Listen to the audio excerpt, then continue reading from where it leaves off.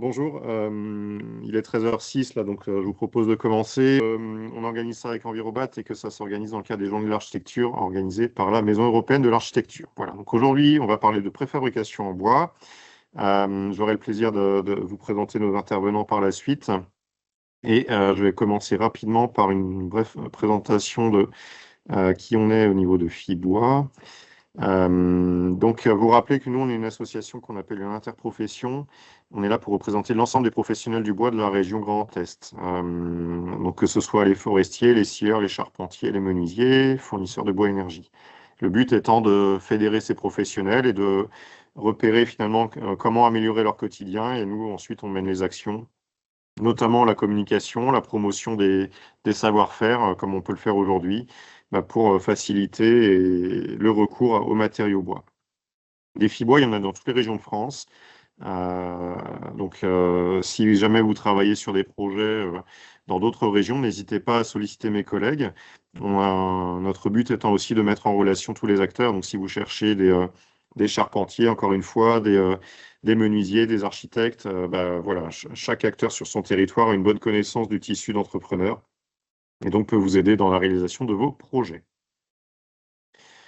Et donc, dans le cadre des Journées de l'Architecture, notamment, on organise pas mal d'événements. Donc, dès mardi dernier, on était mobilisés pour parler de systèmes constructifs en bois et pour parler d'approvisionnement en bois local. Aujourd'hui, donc, on se réunit sur la préfabrication et je suis aujourd'hui à Reims puisqu'on a la chance de sensibiliser en fin de journée donc, des architectes à la construction bois. Et donc, on continue avec Envirobat ce lundi pour parler des bois feuillus, comment construire en utilisant davantage cette ressource. On sera à Pont-à-Mousson le 21 novembre, là encore pour convier les architectes à se sensibiliser au potentiel de la filière régionale. Le 25 novembre, on se réunit à l'INSA, puisqu'on a une belle journée qui nous attend aussi, une journée de rencontres. On va essayer de faciliter les rencontres entre acteurs du bâtiment. Donc là, c'est pareil, vous aurez les informations en temps et en heure. On organise une formation fin novembre de 2 jours. Et enfin, on ira visiter l'entreprise Schilliger, donc, qui est un scieur dans le Haut-Rhin, le 5 décembre prochain. Voilà, j'en ai fini pour ma partie. Je passe tout de suite la parole à mon collègue Yacine Benzerari. Je m'appelle Yacine Benzerari, je suis chargé de mission de retour d'expérience à Envirobat Grand Est. Si vous ne connaissez pas encore Envirobat Grand Est, c'est un centre de ressources qui regroupe les professionnels du bâtiment pour les informer, les sensibiliser, les faire travailler ensemble afin que on puisse tous avancer dans les différentes thématiques, sur les différentes thématiques du bâtiment durable pour construire moins, rénover au lieu de construire, et de construire et rénover performant. Nous sommes répartis sur les 3 anciennes régions de la région Grand Est. Donc, on est une équipe de 11 personnes et vous pouvez nous trouver sur les différents territoires, soit lors des organisations de conférences, de visites d'opérations exemplaires, ou pour des groupes de travail qui sont animés, existants sur les différents territoires. Si on passe à la slide suivante, on voit qu'on organise d'autres événements dans les semaines à venir. Donc la semaine prochaine, comme Thibault l'a dit, on a un deuxième événement sur le bois feuillu. Ça sera à l'INSA. Ensuite, je ne vois pas la slide, mais le 17 octobre, ça sera aussi à l'INSA où on aura un moment, une conférence et après un atelier pour travailler sur le pavillonnaire comme solution pour le logement, pour répondre à la ZAN, pour améliorer la qualité de vie et pour consommer moins de terrain. Donc, n'hésitez pas à venir pour la conférence, mais aussi pour participer à l'atelier pratique sur 2 exemples de pavillonnaires. Ensuite, on a une visite le 5 novembre à Bouxwiller pour visiter un bâtiment en réemploi avec une charpente réemployée au sein de la mairie. Et je vois toujours pas la slide. Du coup, je regarde. Et, oui, oui. Et sinon, il y a un webinaire le 26 novembre sur les risques climatiques en rénovation. co-organisé avec la FPCNT, l'AQC et la MRN, dans lequel on va parler des risques climatiques au niveau global, mais avec un zoom sur le Grand Est et notamment un focus sur l'inondation et l'RGA. Voilà, je pense que je peux m'arrêter là. Tout ce qu'on fait est disponible sur notre site, soit les replays comme celui d'aujourd'hui, puisque c'est enregistré. Et sinon, les autres informations pour les événements à venir ou les publications ou le prix Envirobat Grand Est auquel je vous encourage à participer. Merci beaucoup et bonne conférence et merci aux intervenants. Merci Yacine. En attendant, je peux déjà annoncer donc les intervenants qui vont nous accompagner pour l'après-midi. Donc, on aura le plaisir d'accueillir l'agence Patriarche avec Jean-Loup Patriarche ici présent. Je ne sais pas si votre collègue Cécile Lebon est aussi présente, mais en tout cas, on a préparé tous ensemble cette intervention. On aura aussi dans la continuité donc Madame Nathalie Larcher de LN Architecture. Donc, merci également de votre disponibilité. Et puis, on terminera avec l'intervention de Adrien de Gaulier de l'entreprise Au Sabois.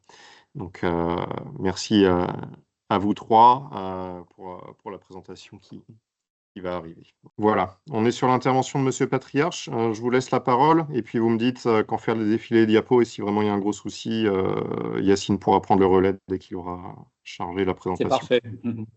Ouais, bonjour à tous. Merci de cette invitation.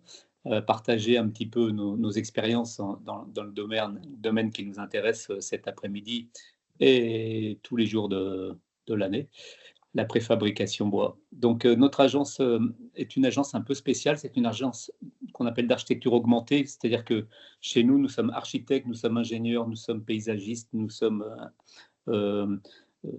structure, nous sommes fluides, nous sommes électricité. On considère le tuyau, le poteau et le câble comme des éléments d'architecture au même titre que la façade. Nous sommes engagés dans plusieurs pays avec une entreprise un petit peu épaisse maintenant, puisqu'on est entre 600 et 700 personnes. On est en France, bien sûr, on travaille beaucoup en Afrique, on travaille un peu en Asie, on travaille en Amérique du Nord, où nous avons des bureaux à Québec et à Montréal, on travaille en Suisse également. Voilà, et on a une idée de l'architecture, on va dire, très pratique, très tournée vers l'usage, plus que vers l'image. Pour nous, l'image, c'est une résultante d'un projet pertinent et adapté à la fois à la géographie, à la fois à la société, à la fois à l'usage du moment, puis sans faire injure au futur. Voilà. Peut-être passer à la slide d'après, si ça veut tourner. J'ai l'impression que ça reste bloqué. Voilà, on peut avancer. Donc, c'est une agence assez jeune. On a 33 ans de moyenne d'âge, 33 ou 35 ans, je ne sais plus.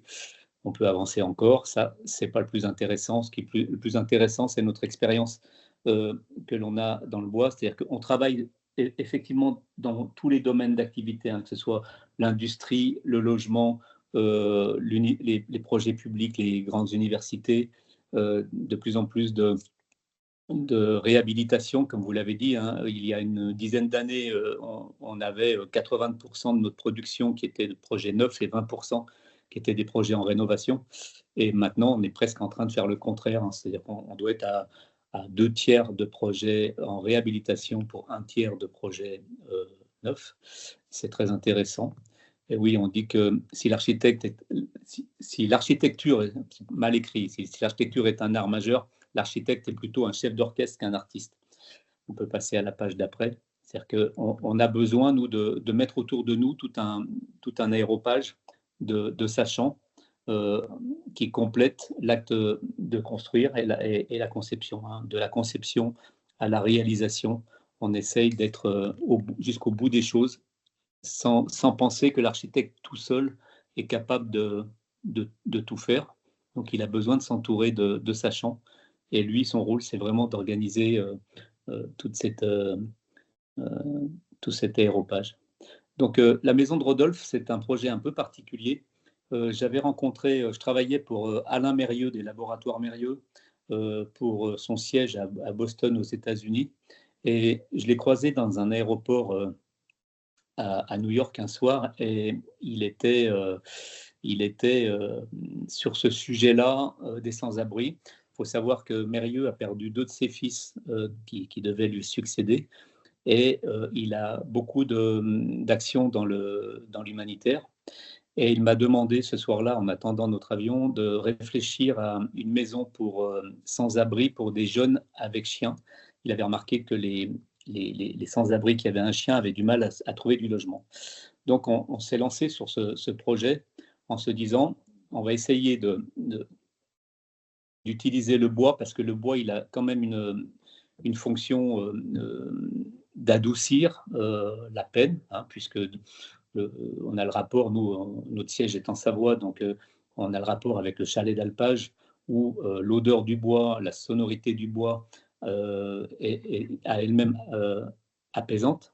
Et donc on s'est dit, on va préfabriquer des modules de bois, et on va essayer de faire un projet économique, mais sous une toiture, la toiture ayant la faculté d'être rassurante aussi et enveloppante. Hein.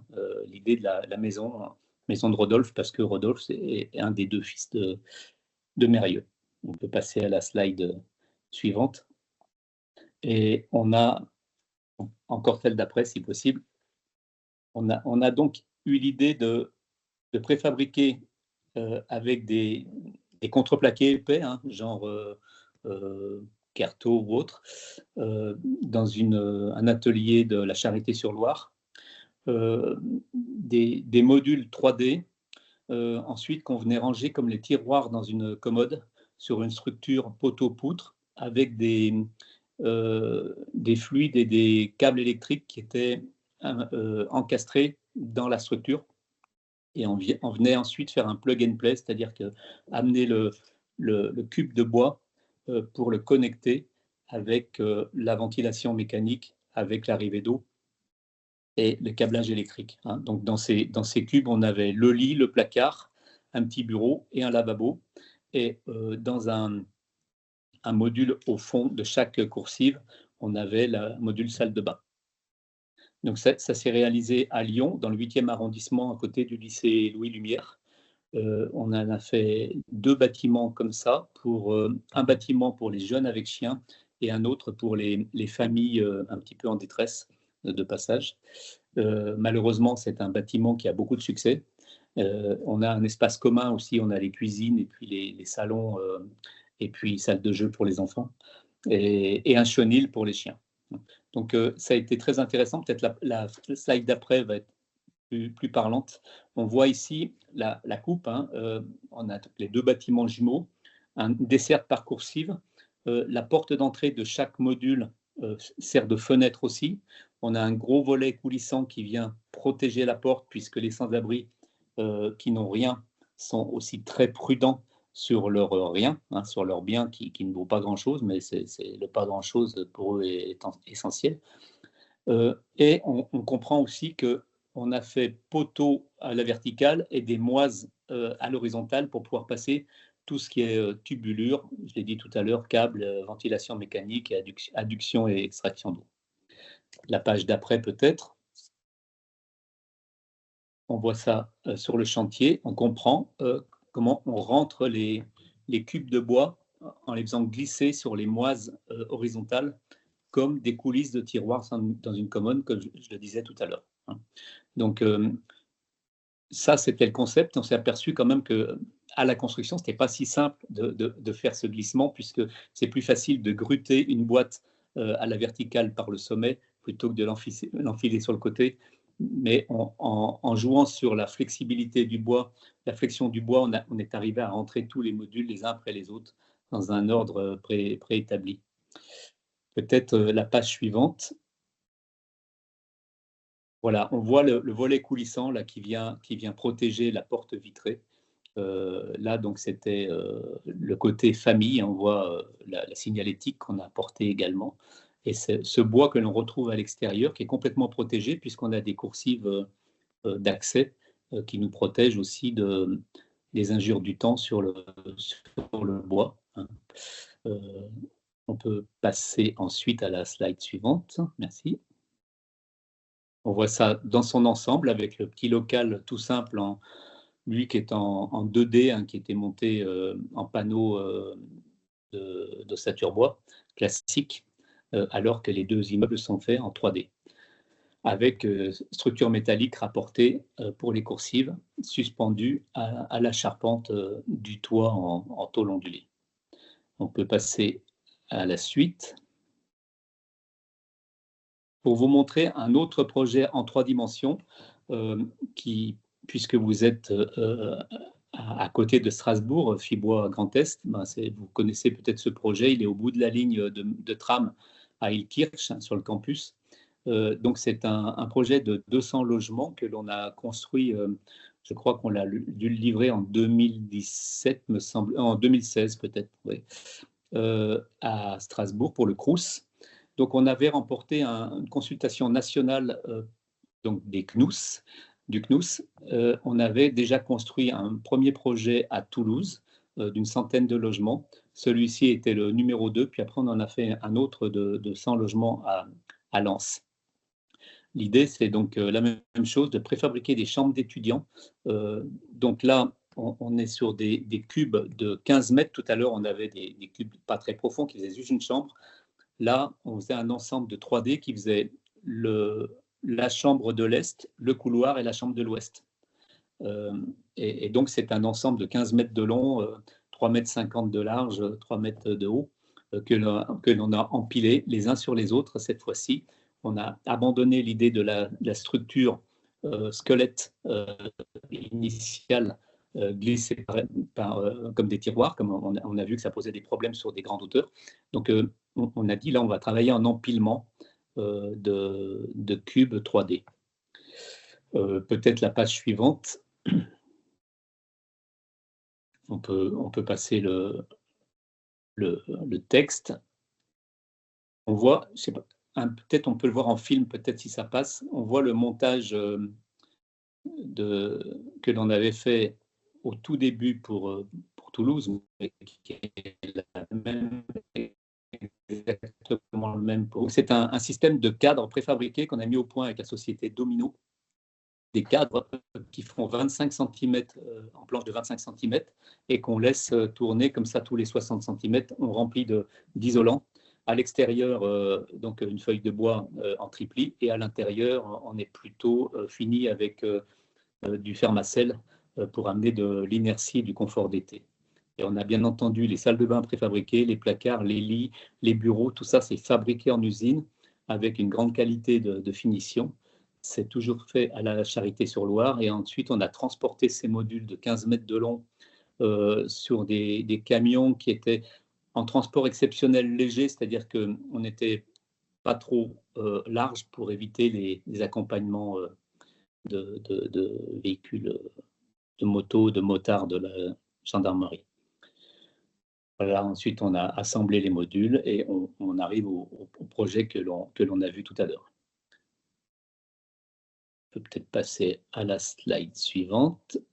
Ah oui, là on a le détail. Donc les solives en bois massif, les panneaux de contreventement, l'isolant bien sûr. La slide suivante.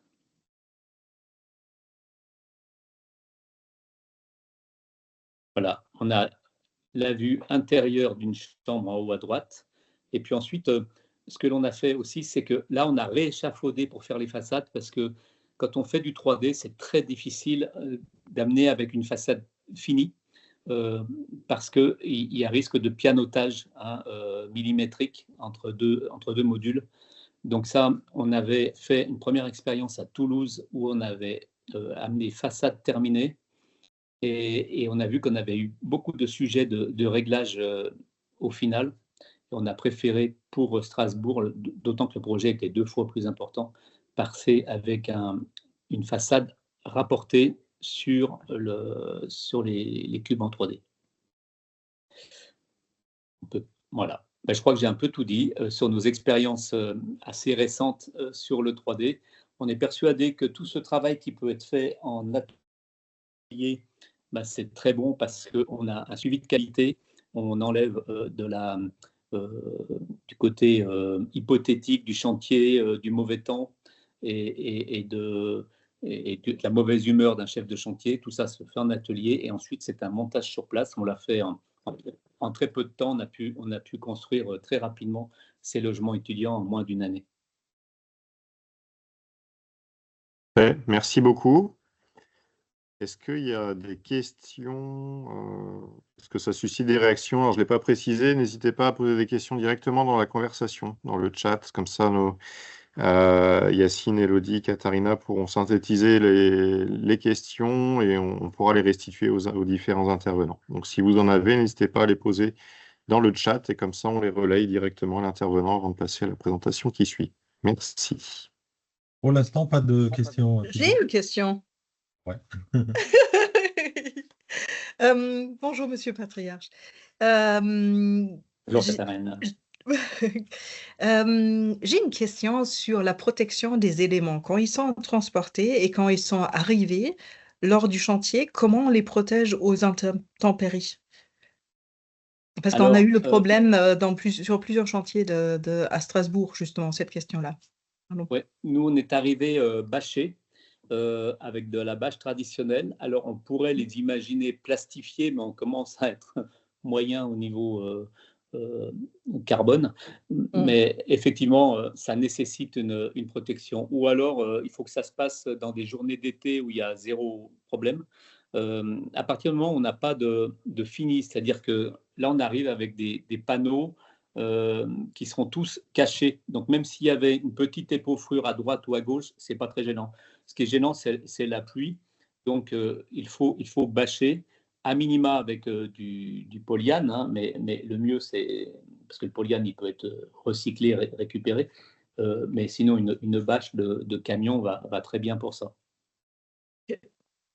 Du coup, sur place, ça a été aussi, dès que ça a été mis sur place, ça a été enlevé sur les côtés ou Non, quand on l'a levé sur place, effectivement, là j'étais plus sur le transport. Quand on l'a levé sur place. Moi j'étais plus sur le chantier. Non, sur le chantier, mais on avait des petites feuilles d'étanchéité provisoires entre chaque layer. Quand on terminait une couche, on laissait une étanchéité provisoire qu'on enlevait. Si on arrêtait un soir, par exemple, de charger, l'état des lieux était toujours protégé pour la journée d'après ou la semaine suivante, parce que souvent on avait des livraisons qui étaient à la semaine et pas forcément au jour le jour.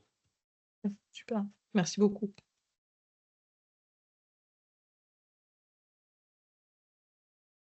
Il y a d'autres interventions? Oui, il y a deux questions dans le chat. Une par rapport au calcul de l'impact carbone de la préfabrication hors site et si c'est toujours pertinent de passer plusieurs centaines de kilomètres.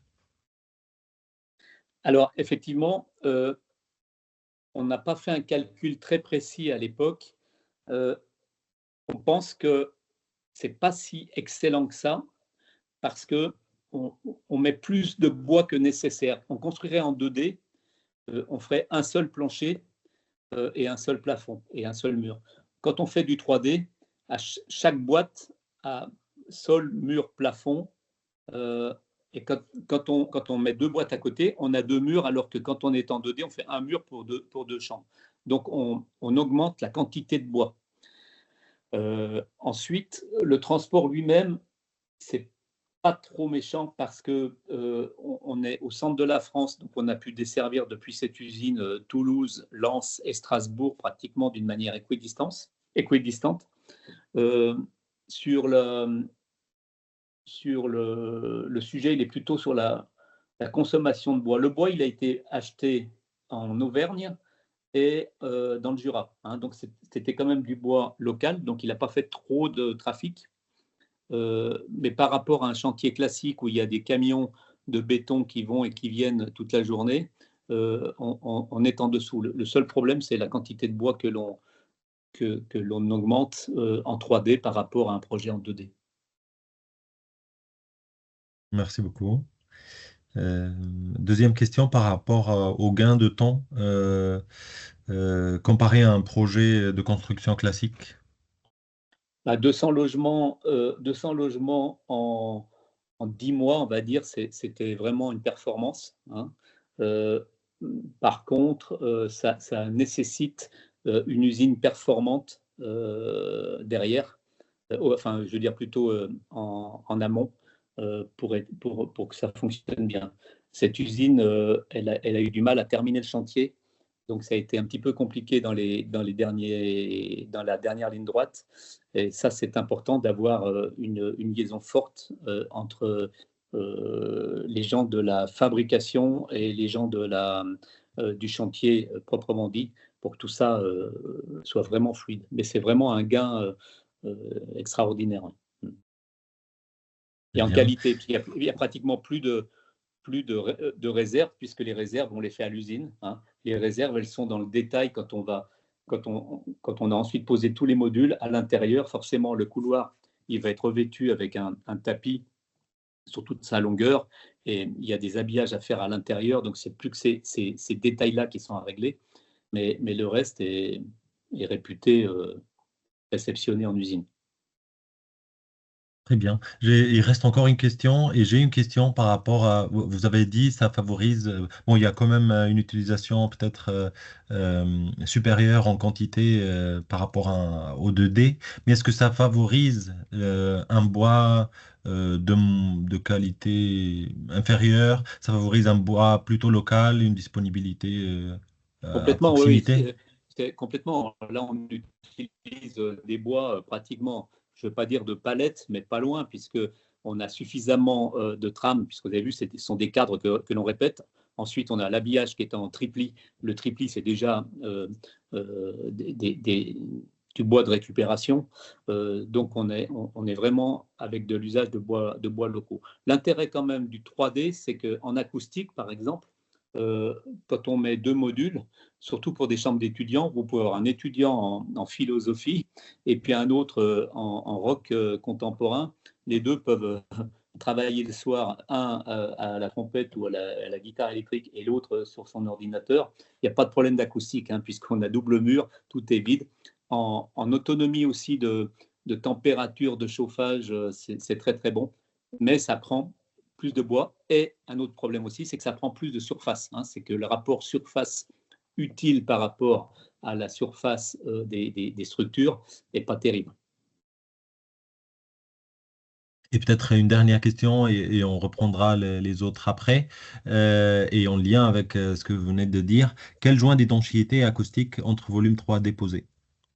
Alors, aucun, justement, à part en façade, hein, mais aucun, puisque on laissait un vide de construction entre chaque élément, hein. Donc, il n'y a pas besoin d'étanchéité, c'est simplement la toiture finale qui vient faire l'étanchéité de l'ensemble.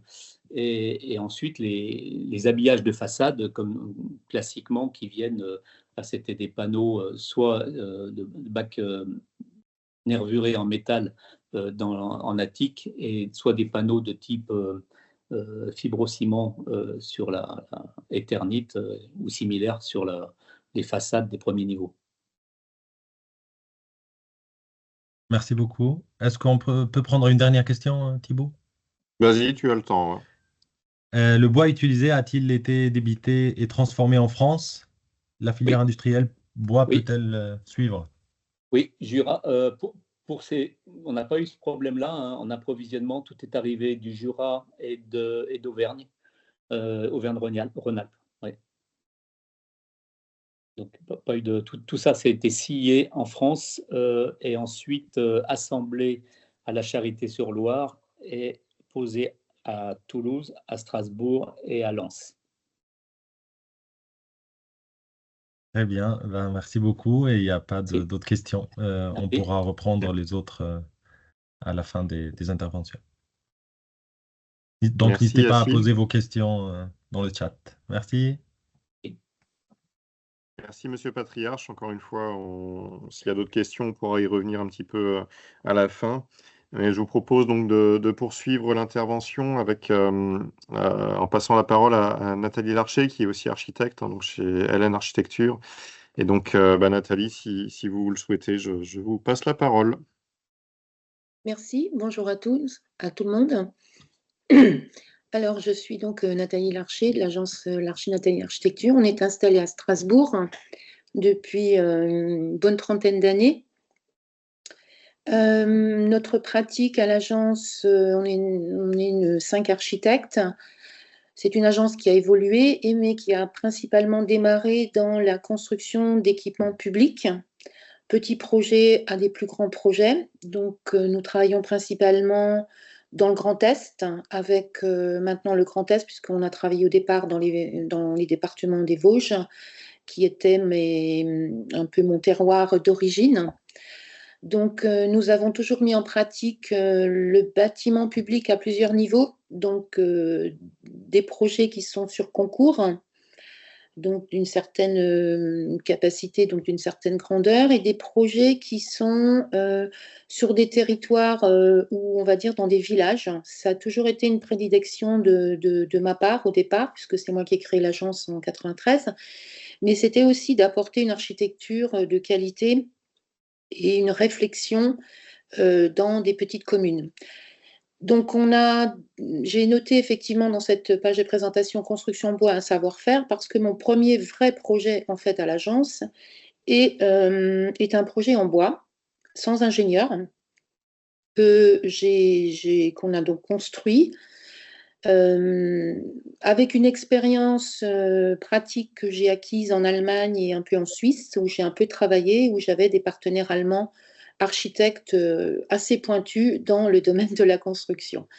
Et c'est pour ça que j'ai mis un peu savoir-faire, expérience, parce que depuis ce projet de 1993, qui est une toute petite histoire, c'était un bâtiment à l'origine qui devait être un bâtiment modulaire, comme on dit chez nous, un peu type Algeco, dont la mairie avait un budget pour transférer une école maternelle qui devait être démolie et reconstruite ailleurs. Et nous avons proposé de faire un petit bâtiment en bois pour son budget, qui est toujours à Oswald, par exemple, qui est toujours visité, donc qui était un gros challenge pour moi en 1993. Donc j'ai appris en fait à construire, à être praticienne par ce petit projet où effectivement la préfabrication était plutôt traditionnelle, on va dire, c'était un tout petit bâtiment.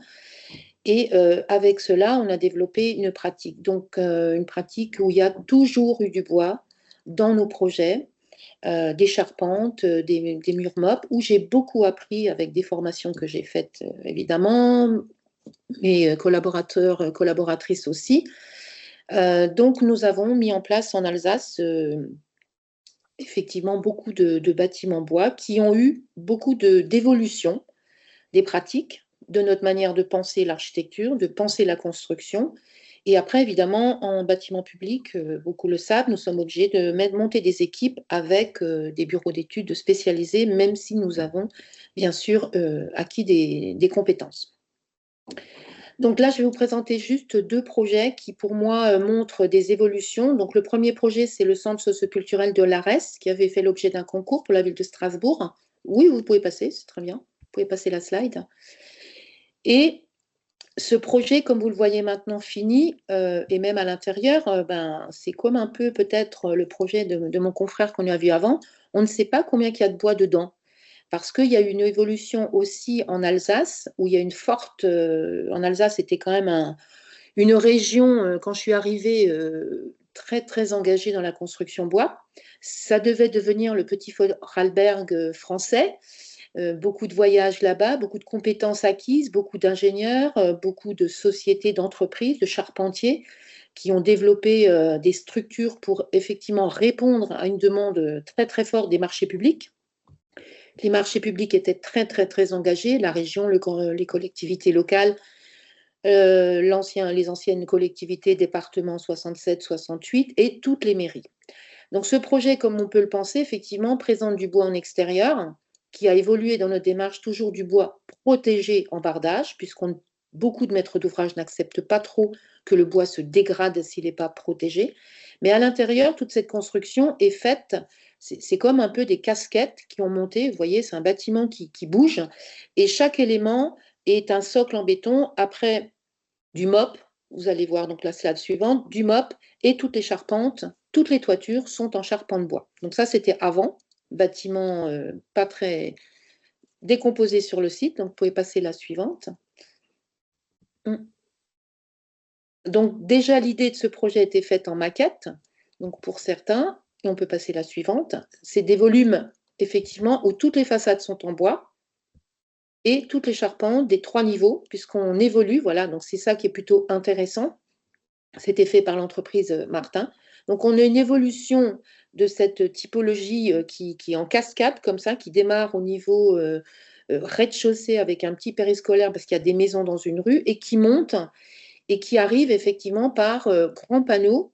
Certains grands panneaux sont mis en place effectivement par la grue du gros œuvre qui est mise à disposition dans tous les chantiers, souvent par le charpentier. Et on a cette évolution qui était assez impressionnante des immeubles d'en haut, parce que ces photos ont été faites par des usagers qui habitent le quartier de l'Arès d'en haut et qui montrent ça. Donc on est dans une configuration, je dirais plutôt traditionnelle encore, avec beaucoup de préfabrication des entreprises comme Martin à l'origine, qui était l'entreprise de ce projet, et qui ont développé effectivement leur structure pour pouvoir répondre à des demandes aussi des maîtres d'œuvre, des architectes, qui voulaient mettre en place, non pas encore le MOP à la manière humaine, avec l'homme, mais avec des grands éléments. Et le projet était pensé depuis le début comme ça.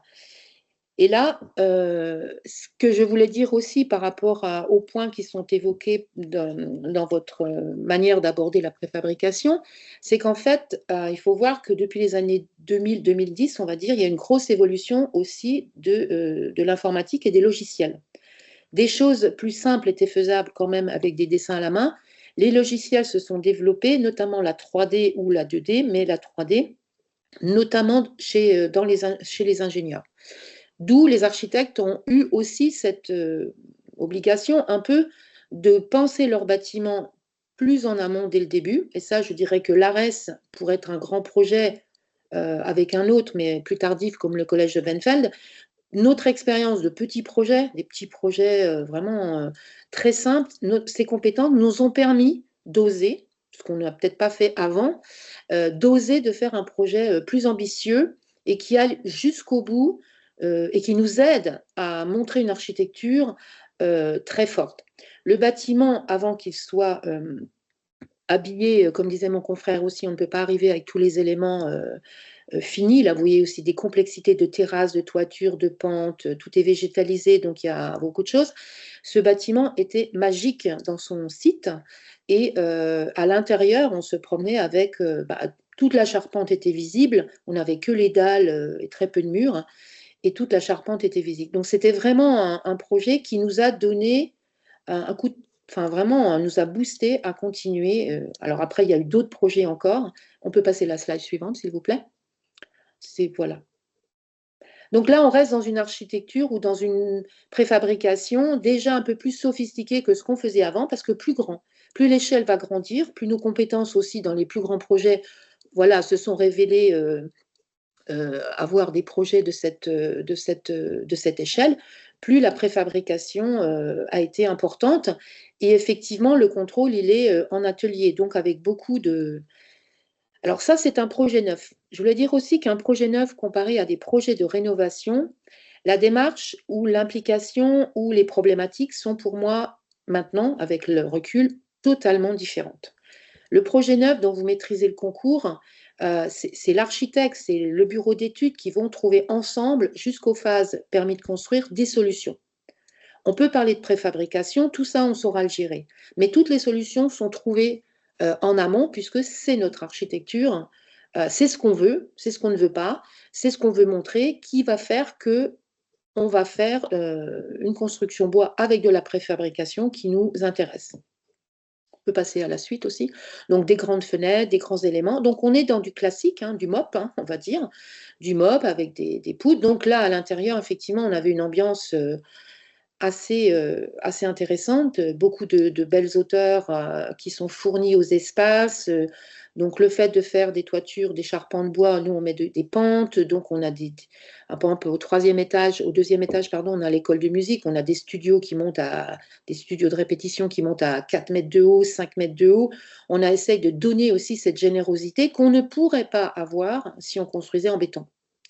De toute façon, à l'agence, la philosophie, c'est toujours cet usage des matériaux pour le bon sens. Donc, il y a du bois et il y a du béton. Des écoles sont faites toujours, aussi des salles de classe, avec du bois et du béton. Toujours 2 murs en bois, à minima, extérieur et un autre, et des murs en béton pour l'inertie.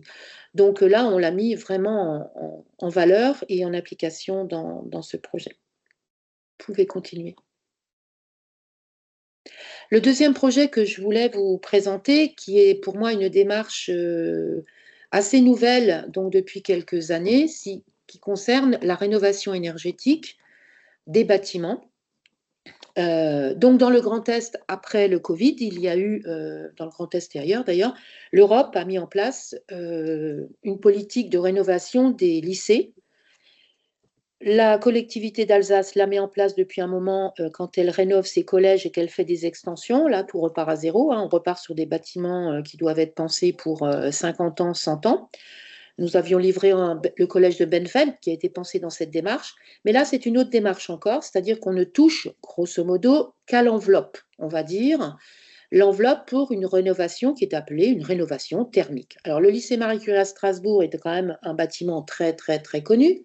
Secteur ABF, à côté du parc de la Citadelle, qui est décomposé, comme beaucoup de ces grands ensembles, de plusieurs bâtiments qui ont subi des extensions, rénovations, voilà. Devant, vous avez l'administration, à côté, vous avez l'ancien externat, un bâtiment des années 60, et sur le côté gauche, vous avez le bâtiment qu'on appelle, nous, 1990, avec une architecture, comme vous pourrez l'imaginer, totalement différente, une structure porteuse existante totalement différente. Là, vous voyez déjà notre projet de reconfiguration avec une architecture de verrières, de grands vitrages, où en hiver, ils ont froid et en été, ils ont très chaud. Donc, c'est une démarche qu'a lancée la région Grand Est en 2020, avec des programmes de rénovation énergétique de ce lycée. Nous avons aussi travaillé sur 2 autres lycées, un à Célestat et un à Bischwiller, dont nous avons rénové des façades et des bâtiments, pardon, excusez-moi, et dont les travaux sont encore en cours. Donc on s'est un petit peu, voilà, on s'est un petit peu mis dans cette démarche de ne pas faire de concours, mais d'avoir des projets toujours publics dans une rénovation énergétique, parce que ça nous intéresse de mettre en pratique un savoir-faire aussi avec notre équipe d'ingénieurs et qui on travaille d'une façon régulière, mais aussi un savoir-faire architectural, c'est-à-dire aussi par rapport à ce qu'on pensait la construction bois et ce qu'on pouvait. Donc, par exemple, Marie Curie, quand on a répondu à cette offre, nous avions mis dans notre mémoire technique non pas une réponse qui répondait uniquement au programme, à savoir une rénovation avec un ITE extérieur, changer les fenêtres, etc., mettre des volets roulants ou pas. Nous avions fait une proposition déjà dans le mémoire technique, qui était très fournie, 30 pages d'analyse, de diagnostic. Nous avions déjà proposé de rénover ce bâtiment avec de la FOB, isolation des longs grilles, de la FOB, changer les fenêtres en bois, par exemple, ne plus mettre de volets roulants qui ont des avantages mais qui présentent des inconvénients, de mettre plutôt des BSO, et de transformer architecturalement, ce qui était demandé un peu dans le programme, les 2 zones que vous voyez en rouge, là, qui sont plutôt le hall d'entrée, qui est une verrière, et un ancien CDI, qui était aussi une grosse verrière. Voilà, donc on peut peut-être passer à la suite. Donc ça, c'est un peu le contexte. Voilà, donc c'était donc dans notre proposition au départ, évidemment, nous avions chiffré, nous avons été retenus, notre équipe projet Xibétudes a été retenue et l'agence. Nous avons chiffré la version dite de base que souhaitait le maître d'ouvrage et la version ensuite FOB, rénovation FOB, où là vous allez voir évidemment il y a beaucoup de préfabrication avec tous les avantages et des solutions aussi techniques et d'usage et de fabrication qui étaient intéressantes. Donc évidemment, la solution FOB a été retenue vers l'APD par la région Grand Est, sachant que ce lycée a été rénové avec les élèves dedans. Alors au départ, ce que je veux dire quand même, c'est que la rénovation thermique qui est très engagée en Alsace, la ville de Strasbourg a plein de projets aussi d'écoles, la région Grand Est évidemment avec ses lycées, les collectivités, la CEA, fait que on ne peut pas appliquer, la maîtrise d'œuvre ne peut pas appliquer ses recettes entre guillemets ou son savoir-faire sur des bâtiments neufs et les appliquer dans des rénovations énergétiques ou des rénovations de bâtiments. Là, ces 3 chantiers que nous avons menés, et notamment celui-ci, nous a donné tout un bilan de compétences complémentaires et que chaque bâtiment est tellement différent de l'autre, même si on en a déjà rénové 3, que chaque bâtiment étant tellement différent, on ne peut pas toujours appliquer les mêmes choses. Donc, on peut passer à la slide suivante, s'il vous plaît. Voilà.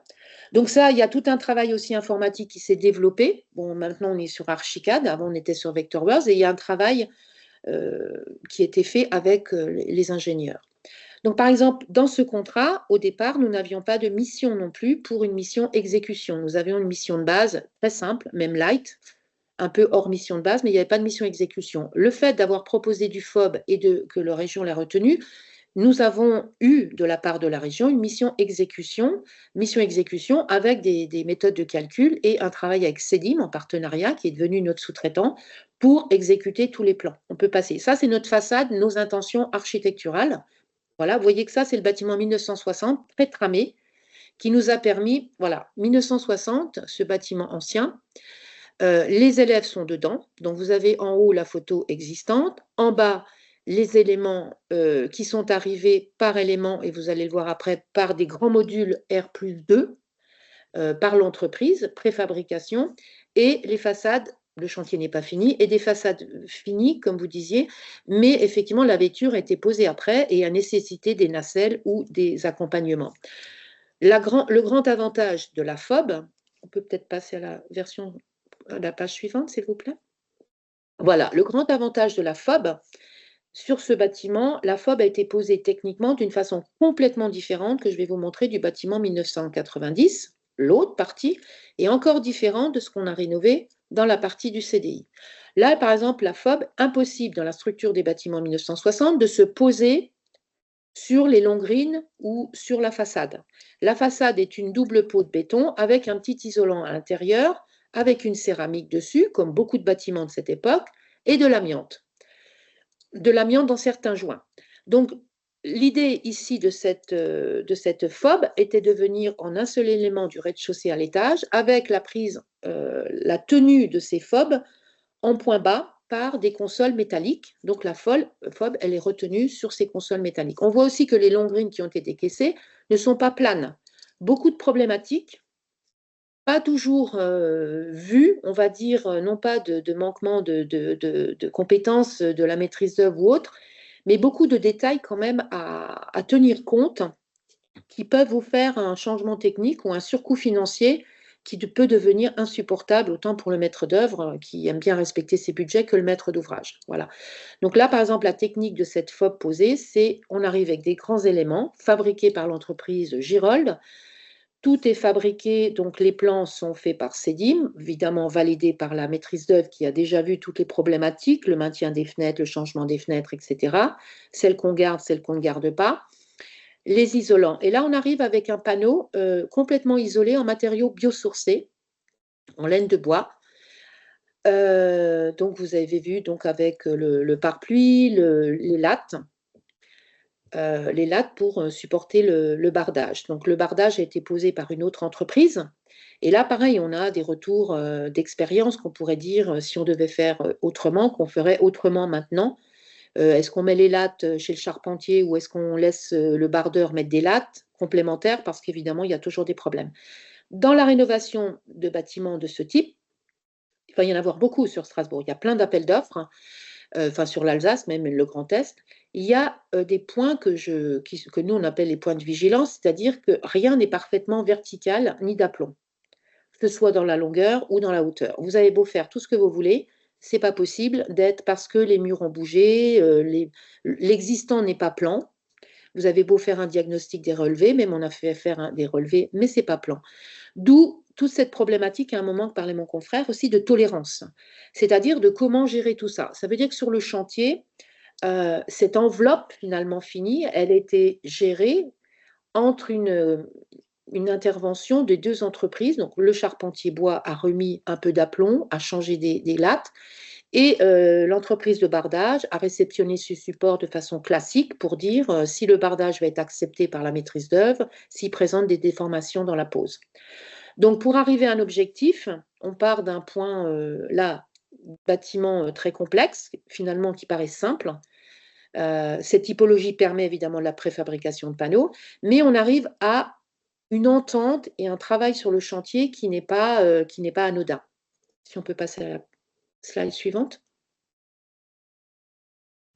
Donc ça, c'est par exemple tous les détails qui sont faits, qui sont repris par le charpentier, qui lui aussi, tous les charpentiers maintenant, enfin se sont développés et travaillent aussi en 3D, donc lui refait ses plans, hein, ce sont des plans exés de CEDIM.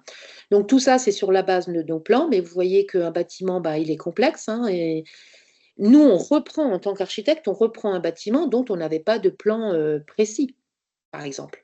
On n'a pas, nous, quand on fait un bâtiment comparé à une construction neuve, on dessine notre bâtiment, donc on part sur notre bâtiment. Là, on reprend un bâtiment complexe avec plusieurs configurations. On peut passer à la slide suivante.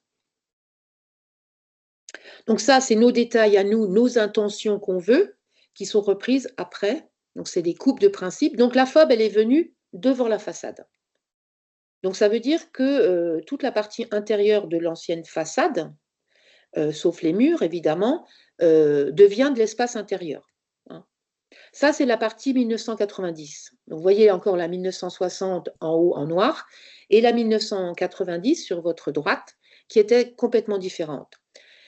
Là, le FOB, elle est posée, la FOB est toujours posée de cette manière aussi devant l'existant, parce que dans ce projet, nous avons déposé les fenêtres existantes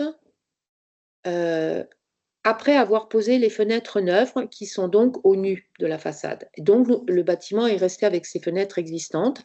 Il fallait qu'on ait un ordo total pour pouvoir que le lycée fonctionne. Donc, les configurations sont un peu identiques ou un petit peu différentes. Donc, voilà le truc. Donc là, nous avons aussi mis des auvents sur les zones de préau ou de sortie des élèves. On peut passer à la slide suivante. Voilà. Donc ça, c'est la reconfiguration du bâtiment 1990 que je viens de vous parler, avec le CDI qui a été refait et la partie du hall d'entrée. Là aussi, c'est une autre configuration. On a mis des éléments préfabriqués qui ne sont pas devant le bâtiment existant, mais qui ont été posés sur la dalle. Parce que la dalle et la configuration structurelle permettaient de poser le FOB sur la dalle et non pas en avant. Donc là aussi, c'était une troisième gestion de construction. Mais le principe était le même. On a conservé les fenêtres et on les enlevait. On peut continuer? Slide, oui, voilà. Donc ça, c'était avant, avec les verrières que je vous ai parlé. Voilà, beaucoup d'impacts très, très importants, hein, déménagement du CDI, évidemment. On peut continuer? Donc, les plans de préfabrication avec des éléments qui sont arrivés comme ça, hein, certains aussi gros sur le chantier, le haut-vent, des éléments de façade qui sont arrivés comme ça, quasiment, préfabriqués. On peut continuer. Donc, tout un travail aussi que je dirais presque un peu plus traditionnel de chantier, à savoir qu'il faut, vous voyez, les fenêtres, le FOB est posé, les fenêtres sont conservées, et au fur et à mesure que l'entreprise a fabriqué ces fenêtres, qui sont fabriquées sur plan, et non pas sur mesure, évidemment sur place, sont changées, donc on dépose et on repose. Donc ça demande une temporisation, ça demande un planning, ça demande que le lycée nous laisse des salles ouvertes à disposition, donc sans élèves, ou profiter des vacances, mais les vacances de juillet-août ne sont pas suffisantes dans un lycée pour faire tout ce travail que vous avez compris. On peut continuer. Voilà. Donc, il y a des images un peu avant-après. Là, on est en train de finir ce chantier. Donc, on voit l'ancien CDI, les escaliers, le nouveau CDI qui est en train de se valoriser avec son bardage. Donc, voilà, on peut continuer. Tous ces allers-retours aussi, le bâtiment de 1990 avec le nouveau hall d'entrée. Là, on travaille encore en site. On peut continuer, oui. On travaille encore en site occupé où on a fait, le lycée nous autorise à travailler par sécurité, comme il y a des doubles portes, donc on neutralise une zone à droite pour finir de poser les bardages et on continue, on neutralise une autre zone. Alors, une des problématiques qui a été évoquée aussi, qui a été posée même comme question, c'est la protection. Alors, la protection de tout ça nécessite effectivement que l'étancheur ou que le lot bois protège ces phobes, mais aussi, nous, là, les isolants. On a eu cette année 2024, malheureusement, je dirais, de la pluie énorme, énorme, énorme, que franchement, en 2023, on n'a pas eu. Je crois qu'on a eu 20 fois plus, ce qui n'a pas été facile. Il faut le reconnaître. On a eu, il faut le reconnaître, quelques points faibles, donc avec de l'eau qui est rentrée un peu, donc séchage des isolants, etc., remise en condition, réflexion. Donc ça nécessite quand même une coordination dans la rénovation, hein, je veux bien dire, je pense beaucoup plus importante et beaucoup plus forte que dans un projet neuf qui, de mon point de vue, présente peut-être moins d'aléas et même s'il est bien maîtrisé, voilà, la rénovation énergétique nécessite quand même un travail soigné, une collaboration très forte entre les clos couverts, comme on appelle, pour arriver à des performances intéressantes. Ce qui était très intéressant dans notre démarche de proposer du FOB, et j'en conclurai là-dessus, c'est que le lycée, les élèves étaient là et bien sûr les enseignants. Alors, ils ont eu des désagréments parfois, hein. Tous les jours, les mercredis ont été utilisés, les vacances, mais ils ont eu des désagréments de bruit. Par contre, si on avait mis en place un ITE classique, même en laine de bois biosourcée et autres, on aurait eu beaucoup plus de désagréments, beaucoup plus de temps, beaucoup plus d'aléas. Je pense un ITE classique en panneau, beaucoup d'aléas pour 2024, de pluie. Et donc, je pense vraiment de gros problèmes d'isolation qui auraient été vraiment très mauvaises. Voilà. Continuez et puis j'en finirai là. Parfait, merci beaucoup. Merci Nathalie pour cette présentation très claire. Je crois qu'entre les deux présentations, on voit des belles opérations qui cumulent aussi bien de la préfabrication en 2D, en 3D, pour du neuf, pour de la rénovation. Je crois que c'est vraiment ce qu'on voulait vous apporter, hein. C'est quelque chose de très complet. Donc, Yacine, je te laisse la main s'il y a des questions de l'audience. Sinon, j'ai une question. Nathalie. Vas-y. Nathalie, bonjour. Bonjour. Dis-moi, comment tu choisis jusqu'à où tu vas dans la préfa? Est-ce qu'il y avait un moment la réflexion d'aller jusqu'au bardage ou voilà, ça c'est ma question.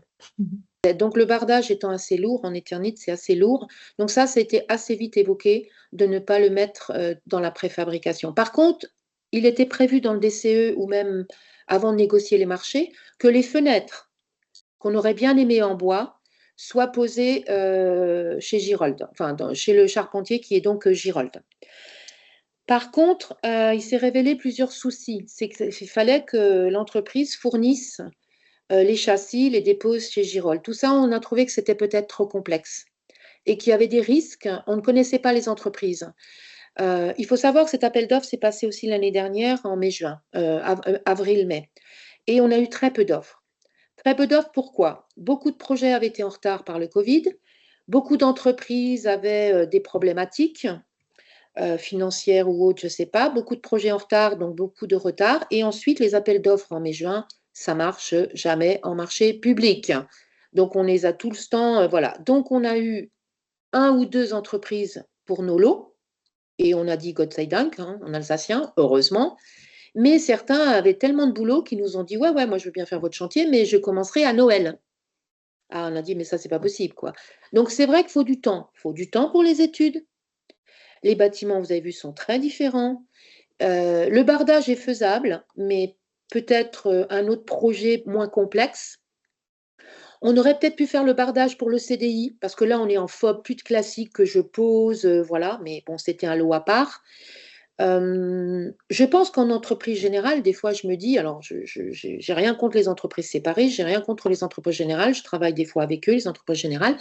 Je me dis qu'en entreprise générale, je travaille avec des sous-traitants, ça pouvait être intéressant de réfléchir à tout ça, quoi, ou de se poser des questions par rapport. Mais quand on veut un bardage qui n'est pas du bois, c'est compliqué de le mettre dans le FOB et de le préfabriquer. Le seul regret dans ce chantier, c'est qu'on n'ait pas pu faire des façades, des châssis bois alu, par exemple, qui donnent une ambiance aussi dans le bâtiment des années 60. Vous voyez, il est très, très strict, hein. C'est le couloir, les salles de classe, c'est vraiment, on a tous sans doute été au collège ou dans des lycées comme ça. C'est vraiment très, très dur comme architecture, même à l'intérieur. Donc, il faut savoir, je ne vous l'ai pas montré, mais qu'à l'intérieur, comme notre façade, elle est devant et que nos châssis sont devant, on a tout réhabillé en bois, les anciens ébrasements. Avec le poteau-poutre, poteau-vitrage. Là, on a 2500 mètres, 2,5 km d'habillage en panneaux bois à l'intérieur. Donc, il y a toute une complexité qui nous a beaucoup, qu'on a compris dès le début qu'on a proposé du FOB. D'autant plus qu'on ne pouvait pas se poser, on ne pouvait pas casser la façade, donc on était obligé de se poser devant. Donc ça, pour moi, c'est... Voilà, donc toutes les problématiques du bois, des sections, tout ça, on connaissait. Protéger le bois, évidemment, on le connaissait avec les pare-pluies. C'est quand même encore toujours cette relation de chantier où il faut que le couvreur soit là, que l'autre soit là. Voilà, donc qui fait quoi, qui prend la responsabilité de quoi. Et puis bon, 2024 a été quand même une année horrible pour avancer dans les rénovations thermiques, surtout, voilà. Et c'est un gros challenge, gros challenge. Et en fait, la question est aussi qui en Alsace sera capable de fabriquer une façade comme ça? Qui fait une sorte de sous-entreprise générale, en fait? Il y en a. Bah, là, il y en avait qu'un. C'était Girold. Et Girold aurait pu faire les fenêtres et tout ça. Elle avait beaucoup de travail. Mais elle a répondu. Ils nous ont suivis parce qu'à un moment, voilà, ils disaient ils ont suivi le timing, la région était compréhensive. Au départ, évidemment, le programme de 2020, c'était 6 mois de travaux. C'était pas réalisable, ça s'est complexifié. Les prix ont un peu augmenté, mais ils ont voulu mettre de la qualité la région. Donc, du coup, voilà. Donc, après, tout le monde a suivi et a accepté, parce qu'ils avaient aussi, la région Grand Est a des dates butoirs pour finir les DGD, les soldes de tout compte des entreprises, pour avoir les subventions, parce que ce sont des subventions européennes. Donc tout ça a été revu, parce que lancer un programme en 2020 après Covid ou 2021 et finir des travaux fin 2023, enfin, c'est pas réaliste, surtout pour Marie Curie. Marie Curie, c'est quand même un grand lycée, quoi. Puis même les autres, à Strasbourg, ils sont tous très grands. Donc c'était un gros challenge et tout a été bien revu, repensé. Et Girold, par exemple, il vient de racheter Martin. Donc, ils vont se faire une formation. Voilà, ils vont se faire un... Et Martin avait énormément boosté quand même son usine et sa préfabrication, qui était un de ses objectifs, même dans le marché public un peu, quoi. Donc, on a quand même... voilà. Après, les autres charpentiers, pour moi, ils ont du travail aussi à faire, mais ça demande un investissement si on veut vraiment être dans la préfabrication. Merci. Yacine, est-ce que Oui, merci tu as beaucoup. repéré Il y a d'autres une questions? question. Oui, il y a une sur le chat. Est-ce qu'il y a eu une rénovation de la toiture? Et si oui, comment ça a été fait et quel procédé? Oui, il y a une rénovation complète de la toiture. Un des avantages de cette toiture, c'est qu'on était en foam glace. Donc le foam glace était un gros avantage pour moi, même si ce n'est pas un matériau, on va dire, super écolo ou autre, mais il est très intéressant parce que quoi que vous fassiez sur la toiture, si vous gardez votre foam glace, il n'y a pas de fuite. Il n'y a pas de fuite. C'est un des matériaux que je veux préconiser de plus en plus pour éviter toutes ces fuites d'eau dans les toitures. Sauf que pour des tas de raisons techniques, je ne dis pas bureau de contrôle, mais de faire du neuf avec du vieux, tout le monde a décidé d'enlever le foam glace. Moi, je n'y voyais aucun inconvénient. On a fait venir foam glace X fois. On a eu beaucoup d'engagement à limiter les déchets, etc. Mais le foam glace a été enlevé et ils ont remis, pour respecter et éviter les rehausses d'acrotère, vous savez, qui sont des problèmes aussi de plus en plus, on a mis du polyuréthane pour éviter de rehausser. Ça veut dire qu'on peut avoir des bons airs en thermique sans rehausser ces acrotères. Et là, vous avez vu qu'il y en a beaucoup, qui coûteraient aussi beaucoup d'argent. Rehausser une acrotère comme ça, c'est quasiment 150 € le mètre linéaire. Certains bureaux de contrôle nous les acceptent en maçonnerie. mais ça doit être coffré, du béton qui doit être pris sur l'acrotère de base. D'autres ne les acceptent pas. Certains nous acceptent des costières pour rehausser des acrotères, mais d'autres ne les acceptent pas. Donc là, on a 4 projets où on nous a accepté des choses différemment ou pas. Donc là, on a décidé, bon, bah voilà, le maître d'ouvrage a décidé d'enlever le foam glace. Voilà, les entreprises un peu, voilà, disent, ouais, comment je prends la garantie, tout ça, enfin, des histoires un peu ridicules, je trouve. Donc, on a enlevé une toiture qui était très bien, 10 cm de foam glace, qui n'avait pas de fuite. On l'a enlevée et on l'a rénovée. D'où le problème d'étancher toutes ces acrotères pendant un chantier. Donc, vous savez que les entreprises ne sont pas sur site s'il pleut, parce qu'ils ne font rien, ils ne peuvent pas travailler. Donc, voilà, on peut des fois être absent, l'étancheur est absent, alors qu'on vient de poser des FOB. Cette acrotère à protéger pour pas que l'eau rentre est quand même une complexité qu'une prochaine fois, on gérera d'une façon très différente et beaucoup mieux. Merci beaucoup. Et il n'y a plus de questions, Thibaut. Très bien. Merci. Merci à vous. Merci beaucoup, Madame Larcher. On va poursuivre avec notre dernier intervenant, en la personne de Adrien de Gaulier, qui représente et qui travaille pour l'entreprise Ossabois. Adrien, je vous laisse prendre la parole et je fais défiler vos diapos.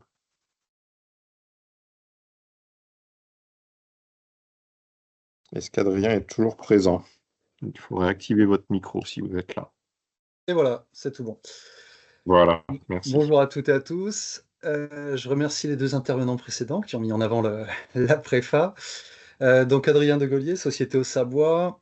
Je suis responsable du développement de la façade est de la France. Donc ça part de Strasbourg, ça descend jusqu'à Marseille, ça passe par le Luxembourg. Et je viens à la base du monde de la préfa, mais ossature métallique. Et j'ai rejoint Ossabois il y a aujourd'hui 3 ans. Tu peux faire défiler. Donc, il n'y a pas de mal à se faire du bien. Donc, effectivement, on se présente comme le leader industriel de la construction bois. Tu peux mettre la diapo suivante. Voilà.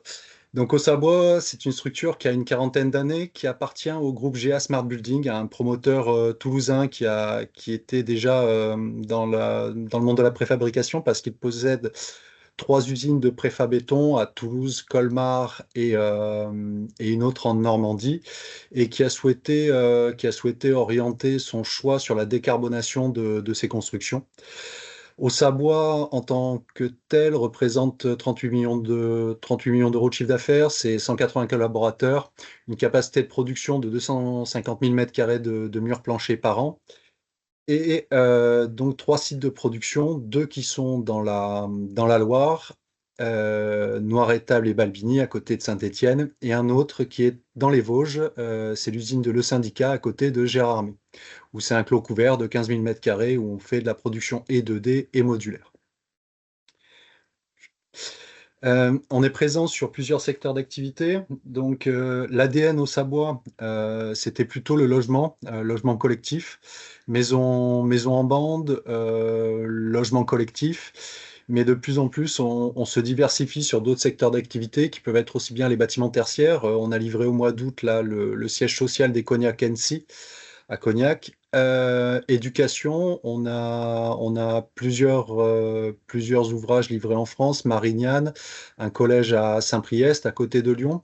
Santé, salle de consultation, CHU, et de plus en plus, on est sollicité sur de l'habitat partagé aussi, qui est un vrai sujet actuellement. Je vous présenterai en fin du diaporama un time-lapse d'ailleurs d'une unité de soins dentaires qu'on a fait pour le CHU de Besançon. Résidence étudiante, Monsieur Patriarche l'a présenté. Le Crous, effectivement, est un modèle qui se prête bien à la préfabrication parce que très industrialisable de par le fait d'une répétitivité. Et hôtellerie et tourisme, où on est sollicité également sur certains sujets. On a livré un hôtel éclos à Marne-la-Vallée. Et aujourd'hui, je travaille avec le groupe Accor sur plusieurs projets, ainsi que le Club Med. Alors voilà, pour nous, la construction hors site, ce n'est pas une mode, c'est notre modèle, c'est vraiment un mode de pensée qu'on a tous les jours au sein de nos équipes. Je vais passer rapidement sur les avantages du hors-site parce qu'ils ont été assez bien détaillés avec les intervenants précédents. Effectivement, il y a une gestion des délais et des coûts. Tout à l'heure, il y avait une question sur le gain de temps planning. Nous, on estime que, alors, par rapport à une phase chantier, hors phase d'étude, on estime qu'on peut gagner 80% des temps de réalisation quand on est en phase modulaire et 50-60% quand on est en 2D. Parce qu'il y a une histoire de recouvrement de tâches, c'est-à-dire quand les fondations sont faites, nous, on est déjà en production en usine généralement. Et la chose à laquelle il faut veiller très souvent, c'est qu'en fait, tous les choix d'architecture intérieure, par contre, doivent être faits très en amont et pas en aval, comme on a l'habitude sur les projets en tradi. C'est-à-dire que quand on attaque, nous, notre phase modulaire, effectivement, tout ce qui va être les équipements salle de bain, les équipements intérieurs, doivent être définis en amont. Et il y a une maîtrise des coûts parce que, comme le disait Monsieur Patriarche, effectivement, la qualité se gère en atelier. Un chantier, pardon, on dénomme ça chantier apaisé, mais c'est vrai qu'on a très peu de nuisances sonores sur nos chantiers, dans la mesure où on intervient uniquement avec des grues. Euh, on a une rapidité d'intervention aussi qui nous permet d'être apprécié sur certains projets qui vont être en milieu ultra-urbain ou par exemple milieu hospitalier où on est sur des sites qui sont très très contraints et où il y a une demande effectivement d'avoir un environnement sonore plutôt calme. On a une empreinte carbone réduite, mais cela va sans dire. On a une analyse de cycle de vie qui est réalisée sur chacun de nos projets. On utilise le bon matériau au bon endroit. Alors, effectivement, on a entendu beaucoup parler de matériaux biosourcés. Très souvent, et j'y reviendrai pareil sur l'hôpital de Besançon, on est sur des mix bois-béton parce qu'on ne peut pas s'en passer pour certaines contraintes structurelles, contraintes techniques ou contraintes même économiques. Et on y revient sur la qualité. En fait, tout est géré à partir de la première découpe du morceau de bois en usine. Tout est géré sous système de contrôle qualité via des pads. Et dès qu'un produit est non conforme, il est repassé sur nos chaînes pour être repris avant la livraison sur chantier. Donc l'objectif est bien sûr le zéro réserve à la livraison. La traçabilité, on est forcément sur la gestion durable des forêts. La matière première renouvelable et abondante. On a la chance d'être implanté sur deux massifs boisés, les monts du Forez et le massif vosgien. Sur les projets, en moyenne, on est à 60-70% de bois français. Euh, les autres bois qu'on va faire venir vont être sur des pays limitrophes qui peuvent être l'Allemagne, la Pologne, mais ça va être sur des sections qu'on ne sait plus travailler malheureusement en France. Alors aujourd'hui, il y a un grand plan qui est lancé pour récupérer ce savoir-faire en France, mais aujourd'hui, globalement, on est à 60-70% de bois français. On est sur une ressource qui stocke le CO2 et on réutilise 100% du bois qu'on ne consomme pas. Et après, on est sur une... Ah, pardon, excusez-moi, je suis en train de perdre ma voix, c'est une catastrophe. On est sur une construction en filière sèche et on utilise bien sûr d'autres matériaux biosourcés dans le cadre de nos projets. Les avantages de la construction bois. Au niveau de la performance et l'efficacité thermique, de par nos complexes standards, en général, on travaille sur des murs d'épaisseur de 180 mm. On est déjà adapté à la RE 2020. Mais les projets aujourd'hui qui sont forcément pour 2025, on est sur les seuils 2025 et de plus en plus, on nous demande d'aller sur les seuils 2028-2031. Très souvent, chez nous, ça va passer par l'épaisseur du complexe, mais il y a aussi tous les appareils qui vont fournir l'énergie qui seront au milieu de ce sujet. Ça passera plus forcément par le mode constructif du bâtiment. L'efficacité énergétique, effectivement, on consomme beaucoup moins. Alors, ça a été relevé, le fait de fabriquer un modulaire consomme plus de bois, mais par rapport à une construction en tradi, on estime qu'on va économiser 60%, 70% de poids matière. Et ça induit une réduction énergétique de 30% au global. Ça a aussi été un sujet évoqué, confort et qualité de vie aux utilisateurs. Le fait d'être dans des bâtiments bois, le côté chaleur, bien-être est forcément apprécié. Et le bois isole et résiste beaucoup aux contraintes. J'y reviendrai après. Et évolutivité sur les structures. très souvent, on peut penser que le modulaire bois, en fait, c'est une pièce de quatre murs. Aujourd'hui, de plus en plus, on s'oriente sur des logements du T4, du T5. Donc, on a des espaces qui vont comporter des modules, pardon, qui vont comporter que 2 pignons, qui vont avoir 3 murs. On essaye de les rendre évolutifs en ayant recours à de la cloison classique, de la cloison SAD. Et même, on a certains projets, là c'est sur le déplaçable. Par exemple, on a livré sur Monaco pour la sûreté publique 2600 mètres carrés de bâtiments modulaires. Et dans 3 ans, quand ils auront fini la rénovation thermique des 2 bâtiments dans lesquels ils étaient logés précédemment, on va prendre cet ensemble de 2600 mètres carrés et le déplacer sur un autre site pour le remonter à l'identique. Je veux bien que tu passes. Voilà. Alors, conception sur mesure, pourquoi? Parce qu'aujourd'hui, on n'a pas de standard. On raisonne vraiment au projet et c'est un aparté qu'on peut faire, c'est qu'on aime bien être en amont des projets. C'est pour ça qu'on répond principalement à des marchés de conception-réalisation parce que en fait, on n'a pas de module standard, on standardise au projet. C'est-à-dire qu'on travaille conjointement avec les architectes qui vont élaborer la première esquisse, qui vont nous faire la première proposition de bâtiment suivant le programme. Et ça va être à nous d'apporter en fait notre savoir-faire, notre retour d'expérience sur les projets qui ont été menés précédemment pour dire à quel moment il sera intéressant d'avoir recours au modulaire, à quel moment il sera intéressant d'avoir recours au 2D et à quel moment en fait nos savoir-faire ne seront pas pertinents sur le projet et il faudra passer sur un autre matériau, notamment le béton ou de la structure métallique. Tu peux passer, voilà. Donc la construction 2D, au Savoie, on travaille principalement des murs à ossature bois massif, épicéa, Douglas. On peut avoir recours aux murs CLT pour des raisons structurelles. On a livré une résidence dans les Alpes sur un R+10 et structurellement, on est obligé d'apporter du CLT sur les étages inférieurs. Sur les planchers, pareil, on peut raisonner sur des planchers ossature bois massif, CLT. On fait aussi du plancher mixte bois-béton. Ça peut nous être demandé, notamment sur des contraintes techniques avec des forts reports de charge au sol. Donc ça, c'est pour tout savoir-faire 2D, pardon. Tu peux passer, ouais. Alors, c'est vraiment les grandes étapes de la fabrication 2D. Donc là, c'est ce qu'on appelle la speed cut. C'est elle qui va, à partir de tout ce qu'aura dessiné notre bureau d'études, on va lui injecter le programme et c'est elle qui va prédécouper tous les éléments nécessaires à la fabrication des éléments 2D.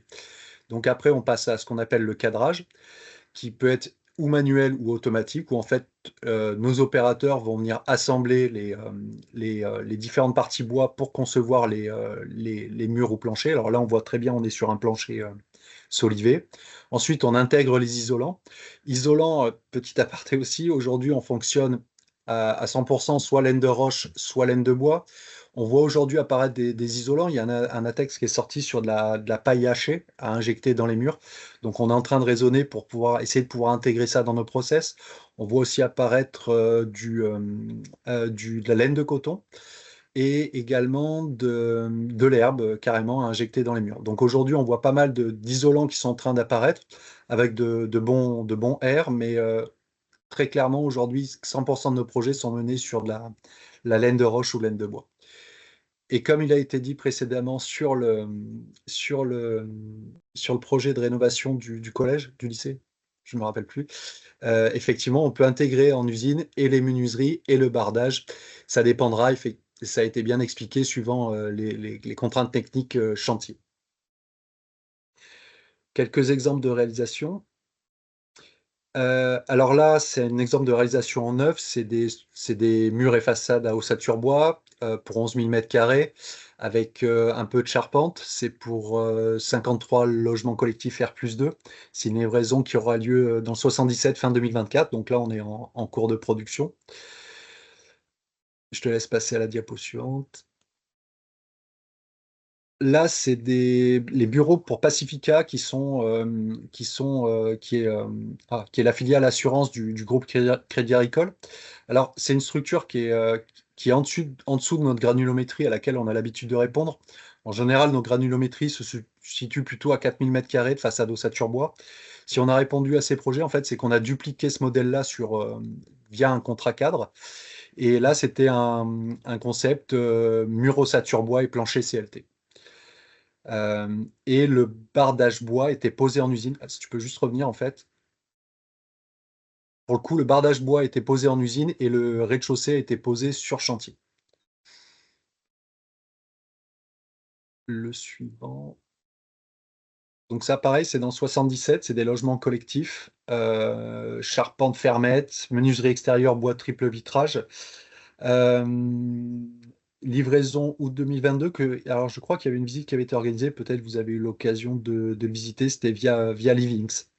Alors c'est une opération qui avait fait beaucoup de bruit, c'est parce que c'était une des premières opérations qui était menée en démol reconstruction sur de la fondation béton existante.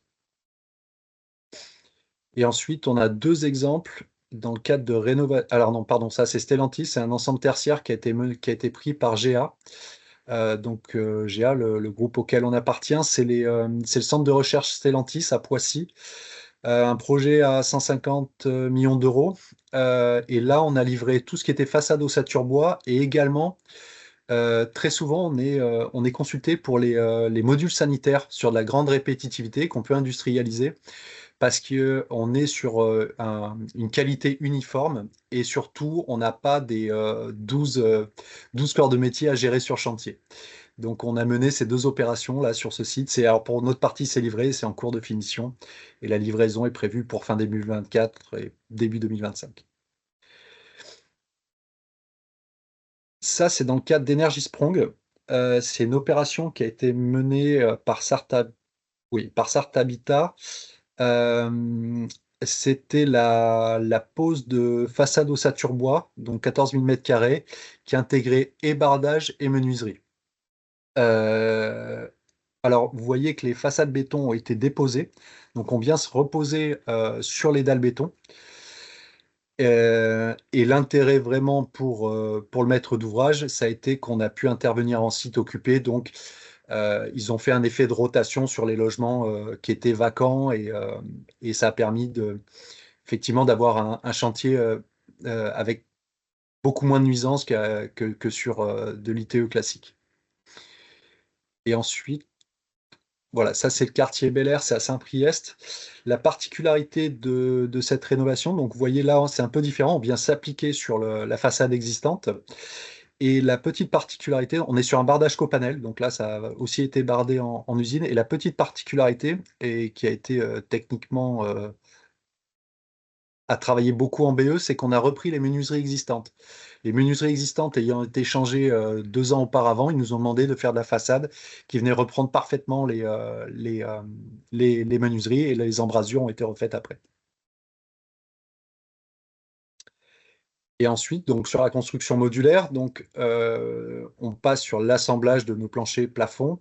Donc on peut très bien avoir recours à du module structurel, ce que nous on appelle du module structurel, module bois, ou du module non structurel, c'est ce dont je vous parlais pour Stellantis, du module sanitaire, où là on sera sur de la structure métallique, avec plancher, plafond bois, avec la structure métallique, mais qui est non structurelle. Et quelques exemples de réalisation. Non, pardon, voilà, donc ça c'est l'assemblage. Avec, on intègre la menuiserie directement. Dans le 2D, alors c'est l'industrialisation. Donc on est sur un palan et en fait notre module va avancer. On pose d'abord le plancher, ensuite on va venir monter les murs. Ensuite on peut intégrer des salles de bain. On peut intégrer de la salle de bain ou faire de la salle de bain traditionnelle. Là typiquement sur l'image de gauche c'est une salle de bain tradie, donc on a posé le plafond et ensuite on vient refaire notre salle de bain à l'intérieur. Ce que ça implique, alors vous avez de la salle de bain préfa type Baudet, type Altor qu'on peut intégrer. C'est ce qu'on fait dans la majorité des cas sur les Crous. Quand on est sur d'autres usages, on fait appel à la salle de bain tradie. Ce que ça nous implique, nous, c'est de couler du béton dans notre plancher parce qu'il n'y a pas d'attaque sur les revêtements pour des planchers bois et on refait ensuite sur cette dalle béton une vraie salle de bain ou un sanitaire. Et vous voyez que les réseaux sont déjà intégrés dans les parties 2D. Donc là, on est sur de la finition sur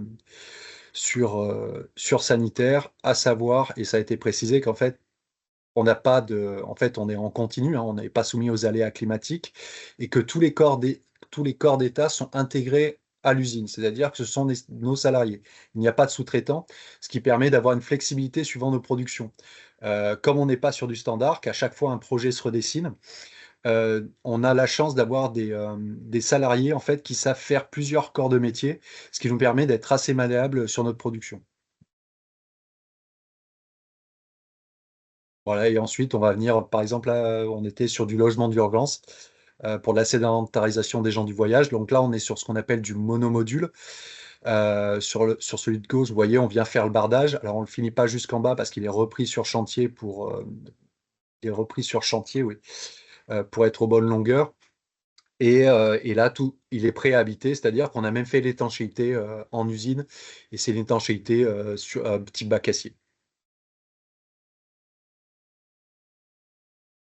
Donc là, c'est une résidence sociale.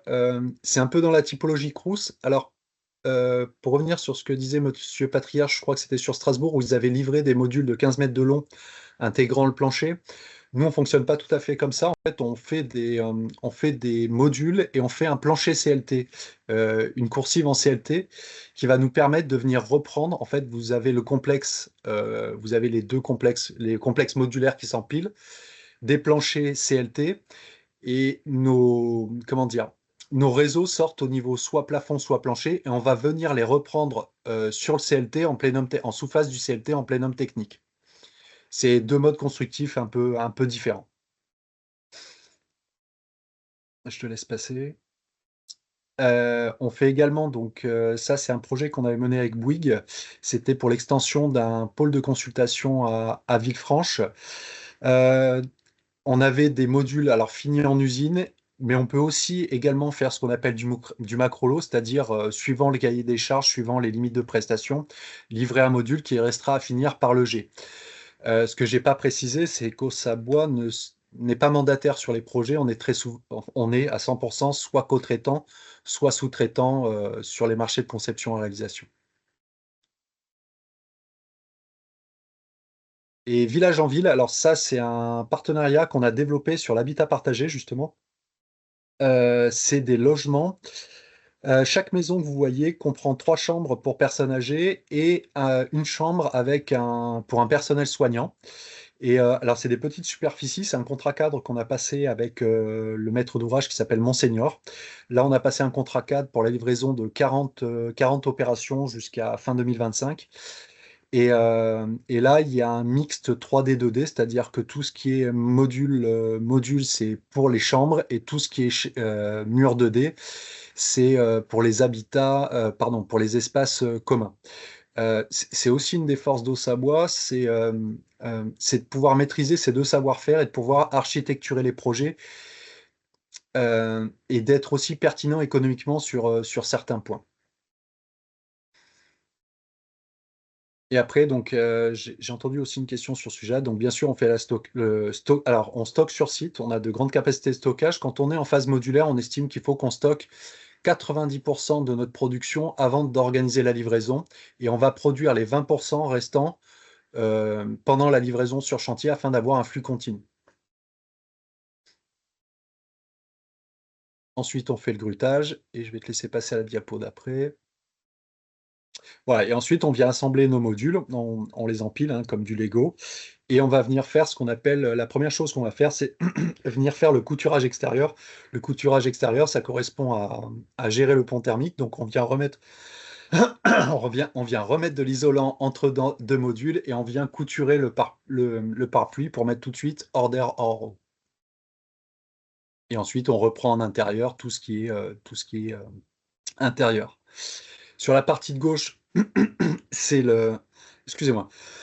Sur la partie de gauche, c'est donc le projet qu'on a livré à Monaco. Donc vous voyez, en fait, tout a été fait en usine. Donc c'est pour ça qu'on a des finitions de bardage qui peuvent être mises en cause, hein. Mais comme le projet est démontable, il fallait qu'on ait accès en dessous des modules ensuite pour pouvoir les déplacer.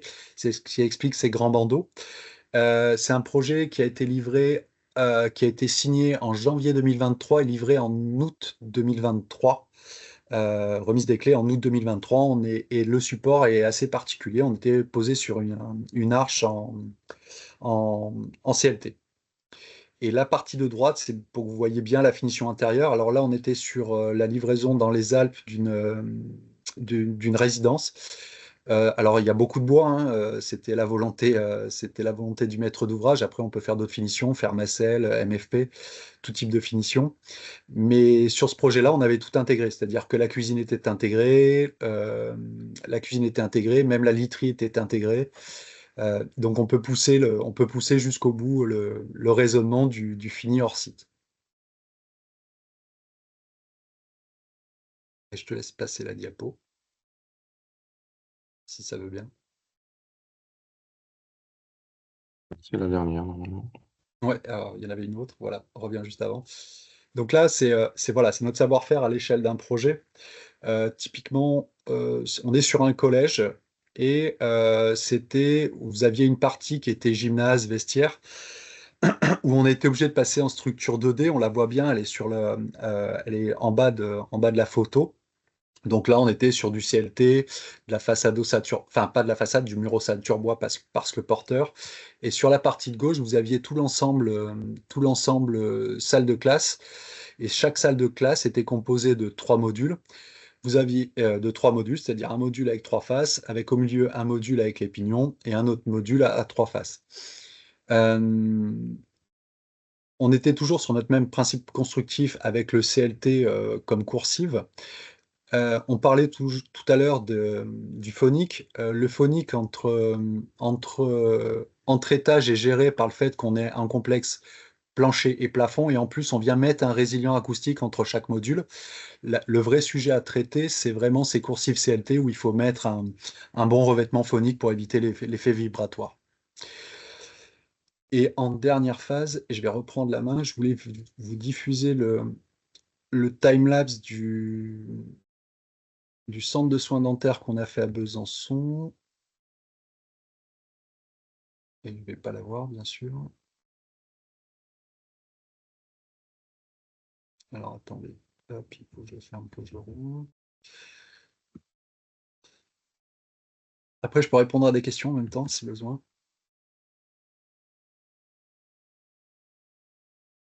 Yacine, je te laisse la main si tu veux diffuser des questions. Ouais, pour l'instant, il y a une seule question et je pense qu'elle concerne l'ensemble des intervenants. Quelles fins de vie sont envisagées pour les constructions en bois et pour les constructions en bois préfabriquées? Quelle fin de vie? Eh ben, en fait, on n'envisage pas la fin de vie parce qu'on est plutôt sur des constructions qui sont à but de périn. Si le sens de la question, après, c'est la démontabilité et la recyclabilité, en fait, on passe sur les filières classiques de recyclage du bois. Aujourd'hui, nous, au Sabois, on ne livre pas ce qu'on appelle de chantier temporaire, hein, c'est vraiment du périn. J'ai peur de ne pas bien saisir la question, du coup.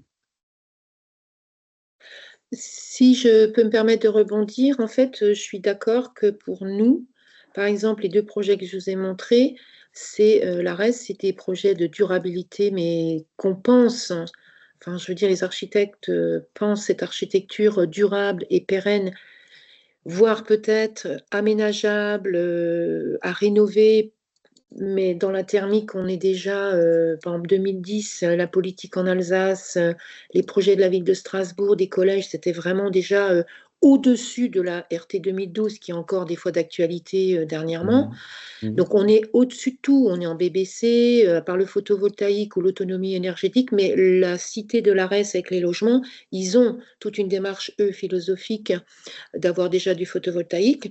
Donc, par exemple, les projets neufs, depuis nous, personnellement, en agence, depuis les années 2010, on est dans des programmes qui sont toujours au-delà, en bâtiment public, au-delà de la réglementation. Et pour la rénovation, la seule problématique qu'on pourrait avoir avec le bois, c'est qu'il y ait des détériorations, des dégradations, comme quand on rénove des vieilles maisons alsaciennes, où la charpente n'est pas bonne, où le FOB ou la façade bois alsacienne, par exemple, a subi des infiltrations, des éléments comme ça.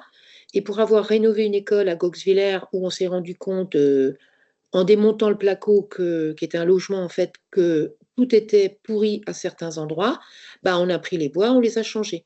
Donc pour moi, la durabilité, elle est très acquise, hein. Enfin, moi, tous les bâtiments, par exemple, qu'on a Ouais. construits en bois, pour le moment depuis 30 ans, mais à part les façades qui n'aiment pas en bois, qui ont été Oui, changées c'est avec des ça, c'est le panneaux, bardage. voilà, le bardage pose un souci d'esthétique, on va dire, mais pas de pérennité non plus.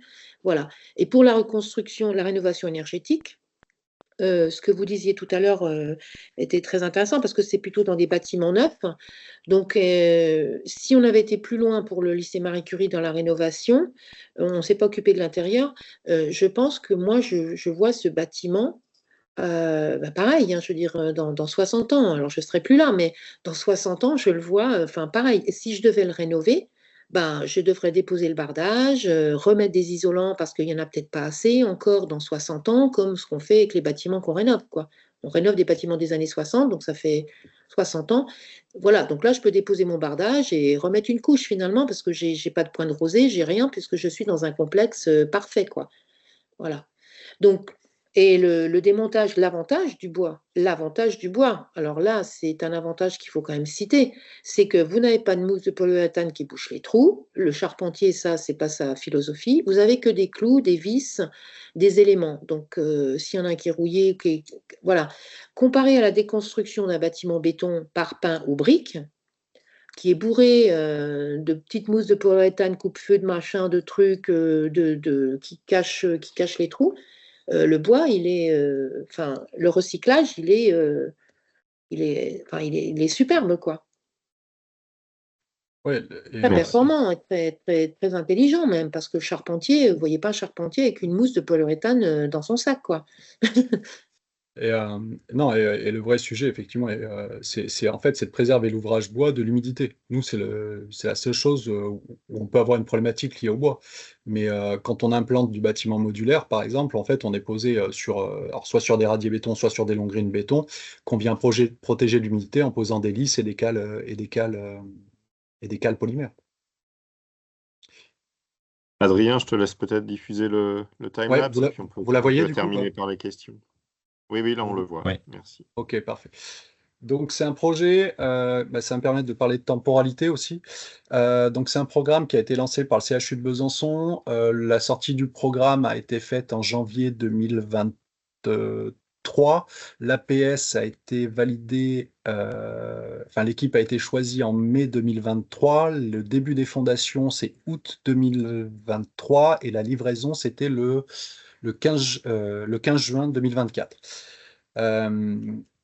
Et là, ce qui est intéressant dans ce projet, en fait, ça a été travaillé avec le cabinet d'architecture CRR, ça a été de travailler en fait le mixte bois-béton.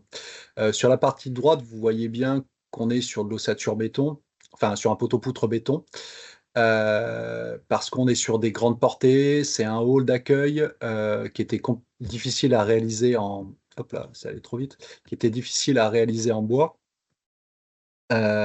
Et la partie à gauche que vous voyez là, rez-de-chaussée, on avait beaucoup de contraintes techniques, pareil, de report de charge. Donc, ça a motivé le choix du béton. Donc, vous allez voir sur la partie droite, on est venu habiller en façade ossature bois. On les voit arriver. Hop, où on avait déjà intégré les menuiseries. Sur cette partie-là, vous aurez 3 travées de modules qui sont là, là et là, et vous aurez les planchers CLT que vous verrez venir se poser.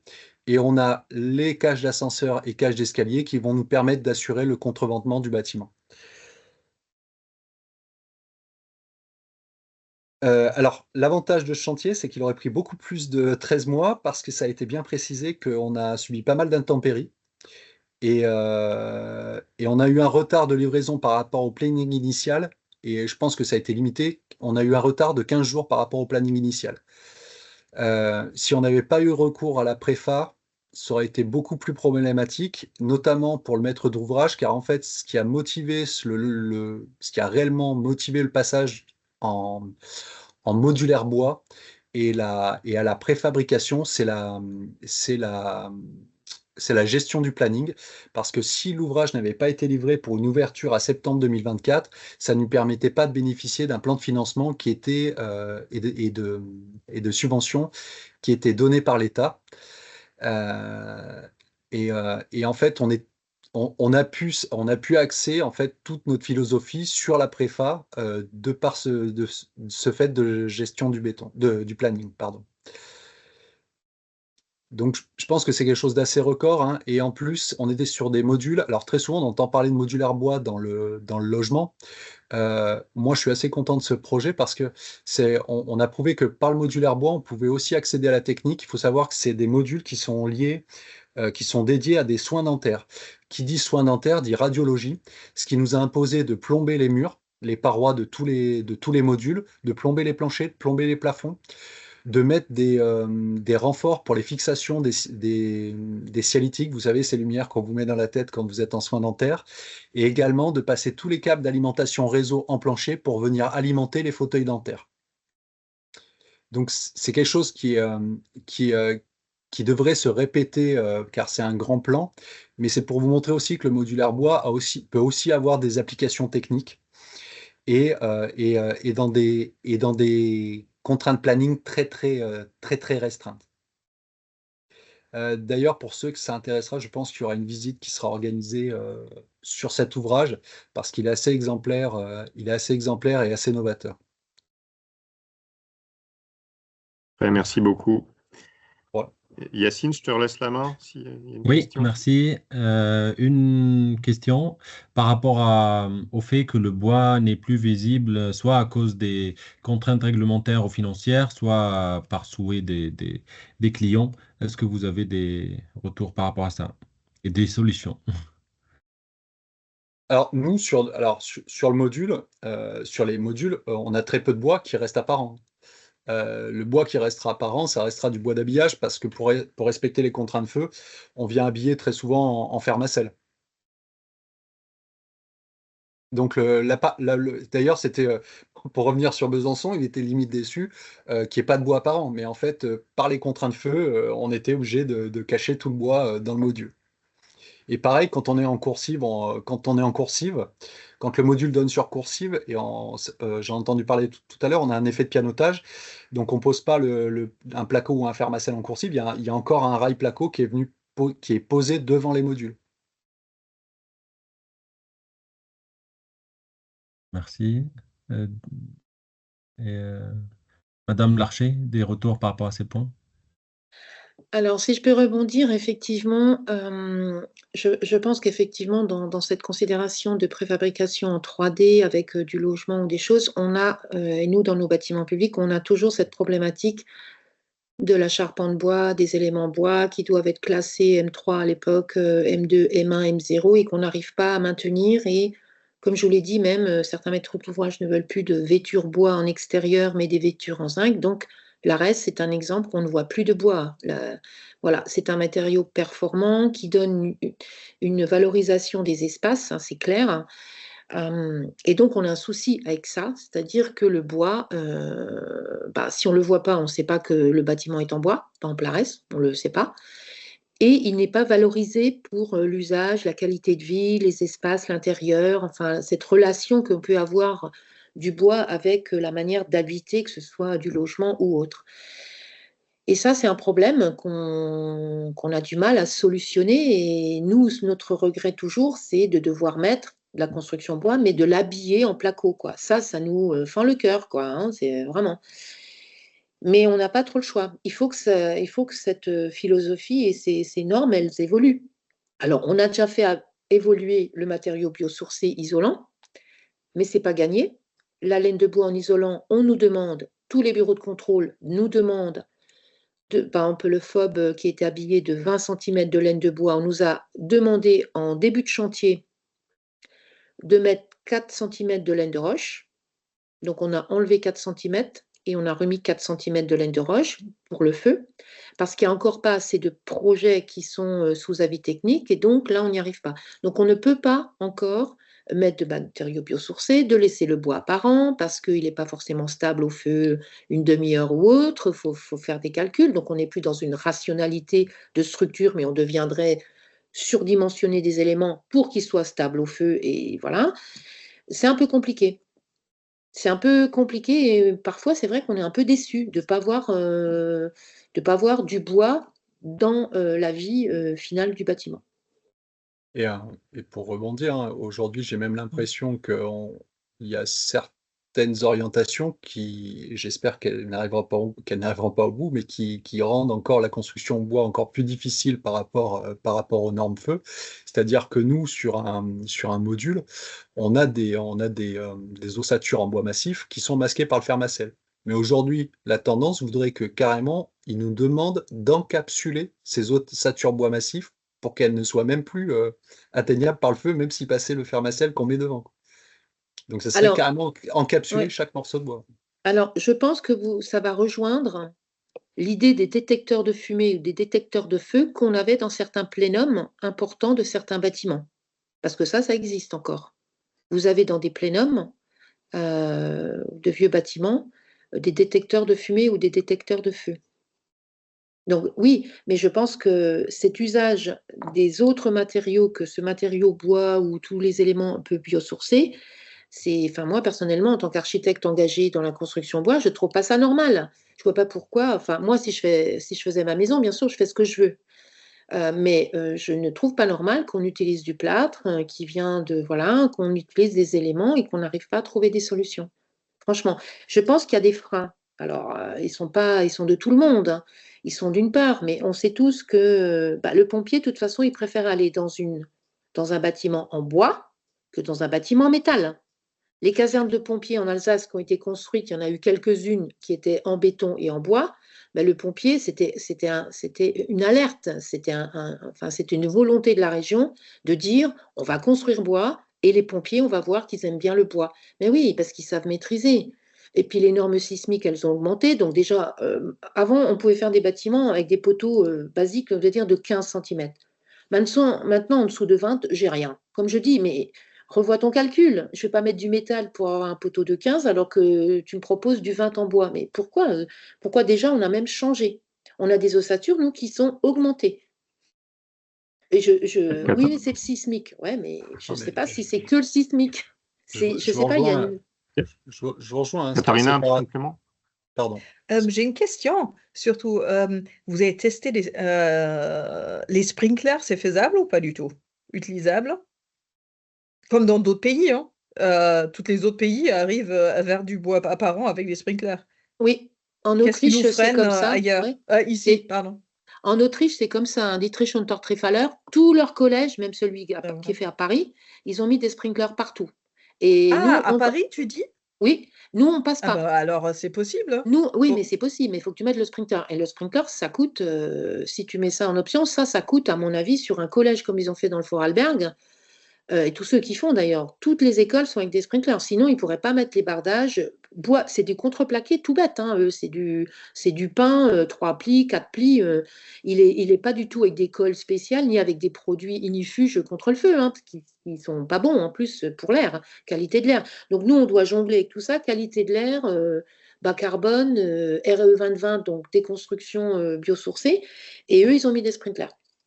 Ouais. Et c'est comme ça Et qu'ils c'est pas passent. moins cher mettre Non. des sprinklers? Non, c'est Non, plus le cher, tu as fait sprinkler, les à mon calculs? avis, le sprinkler, c'est pas mal, hein. Et tout est encastré dans le plafond. Tu ne vois que l'élément qui sort. Et tu en as un tous les, je crois, à peu près 5 mètres.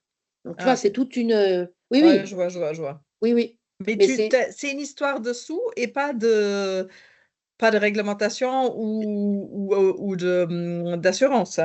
Je ne sais pas. Je sais qu'en Allemagne, j'ai visité des écoles pareil haut de gamme en bois, notamment à Munich. C'est pareil, dans le quartier extérieur de Munich. Le Vorarlberg, ça m'avait complètement impressionné. Tout ce bois, les passerelles en bois pour aller dans les salles de classe, tout c'est vide aussi. Tous les vides, il n'y a pas de porte de recoupement. Donc, je pense qu'il y a d'autres normes. Et les architectes allemands, autrichiens, comparés à nous, les architectes, ils discutent directement avec les pompiers. Il n'y a pas de bureau de contrôle comme nous, en Allemagne surtout. Je pense au Vorarlberg, c'est pareil, en Autriche. Donc, comme ils n'ont pas ça, ils négocient avec le pompier, je pense, l'analyse du risque, tout à fait intelligemment, et ils demandent des choses. Mais par exemple, si tu vas dans des écoles, tu n'as pas les portes de recoupement non plus. C'est des choses qui sont assez étonnantes, alors que nous, on en a. Donc, je pense que nous, en bureau de contrôle, plus en assurance, alors que les Allemands sont assurés 5 ans. Ils ne sont encore pas en décennale, eux. Tu vois. Et en Autriche, je crois que ça doit être pareil. Et en France, c'est 10 ans.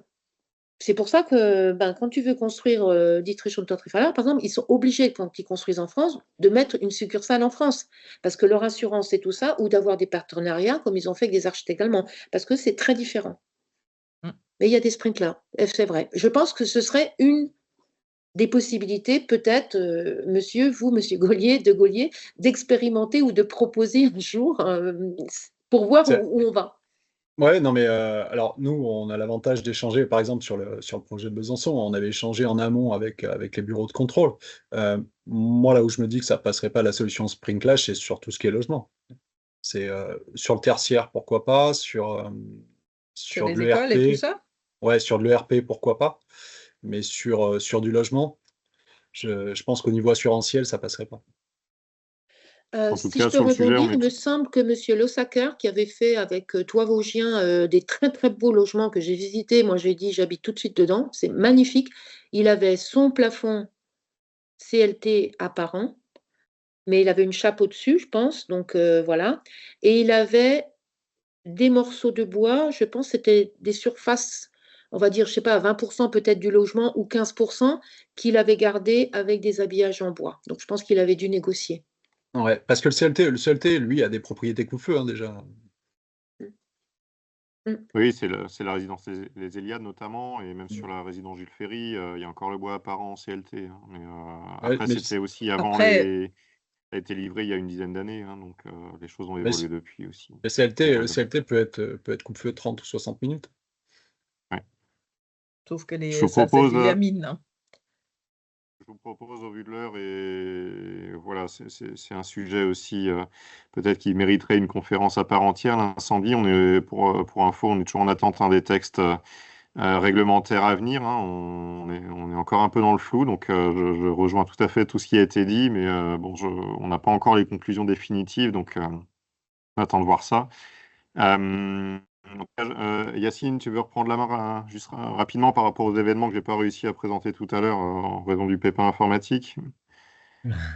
Merci beaucoup. Mais en tout cas, il y a deux événements la semaine prochaine, un sur le bois, le lundi à l'INSA, et le deuxième à l'INSA aussi, mais sur le pavillonnaire pour réfléchir et participer à un atelier et assister à une conférence sur la ressource du pavillonnaire pour répondre aux différentes problématiques ZAN, terrain, utilisation, biodiversité, voilà toutes les thématiques autour de l'utilisation du sol. Donc n'hésitez pas à venir.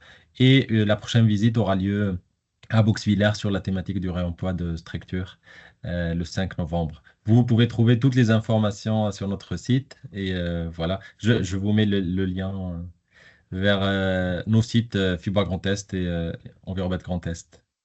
Merci et merci Thibaut. Et ils sont même sur la diapo de fin, tu vois, belle transition. En tout cas, voilà, écoutez, il est 15h01. On vous remercie toutes et tous pour votre participation. Merci à Jean-Loup Patriarche, à Nathalie Larcher et à Adrien Degollier de s'être rendus disponibles et pour ces explications très complémentaires et très claires, je pense, qui répondaient pleinement à la thématique.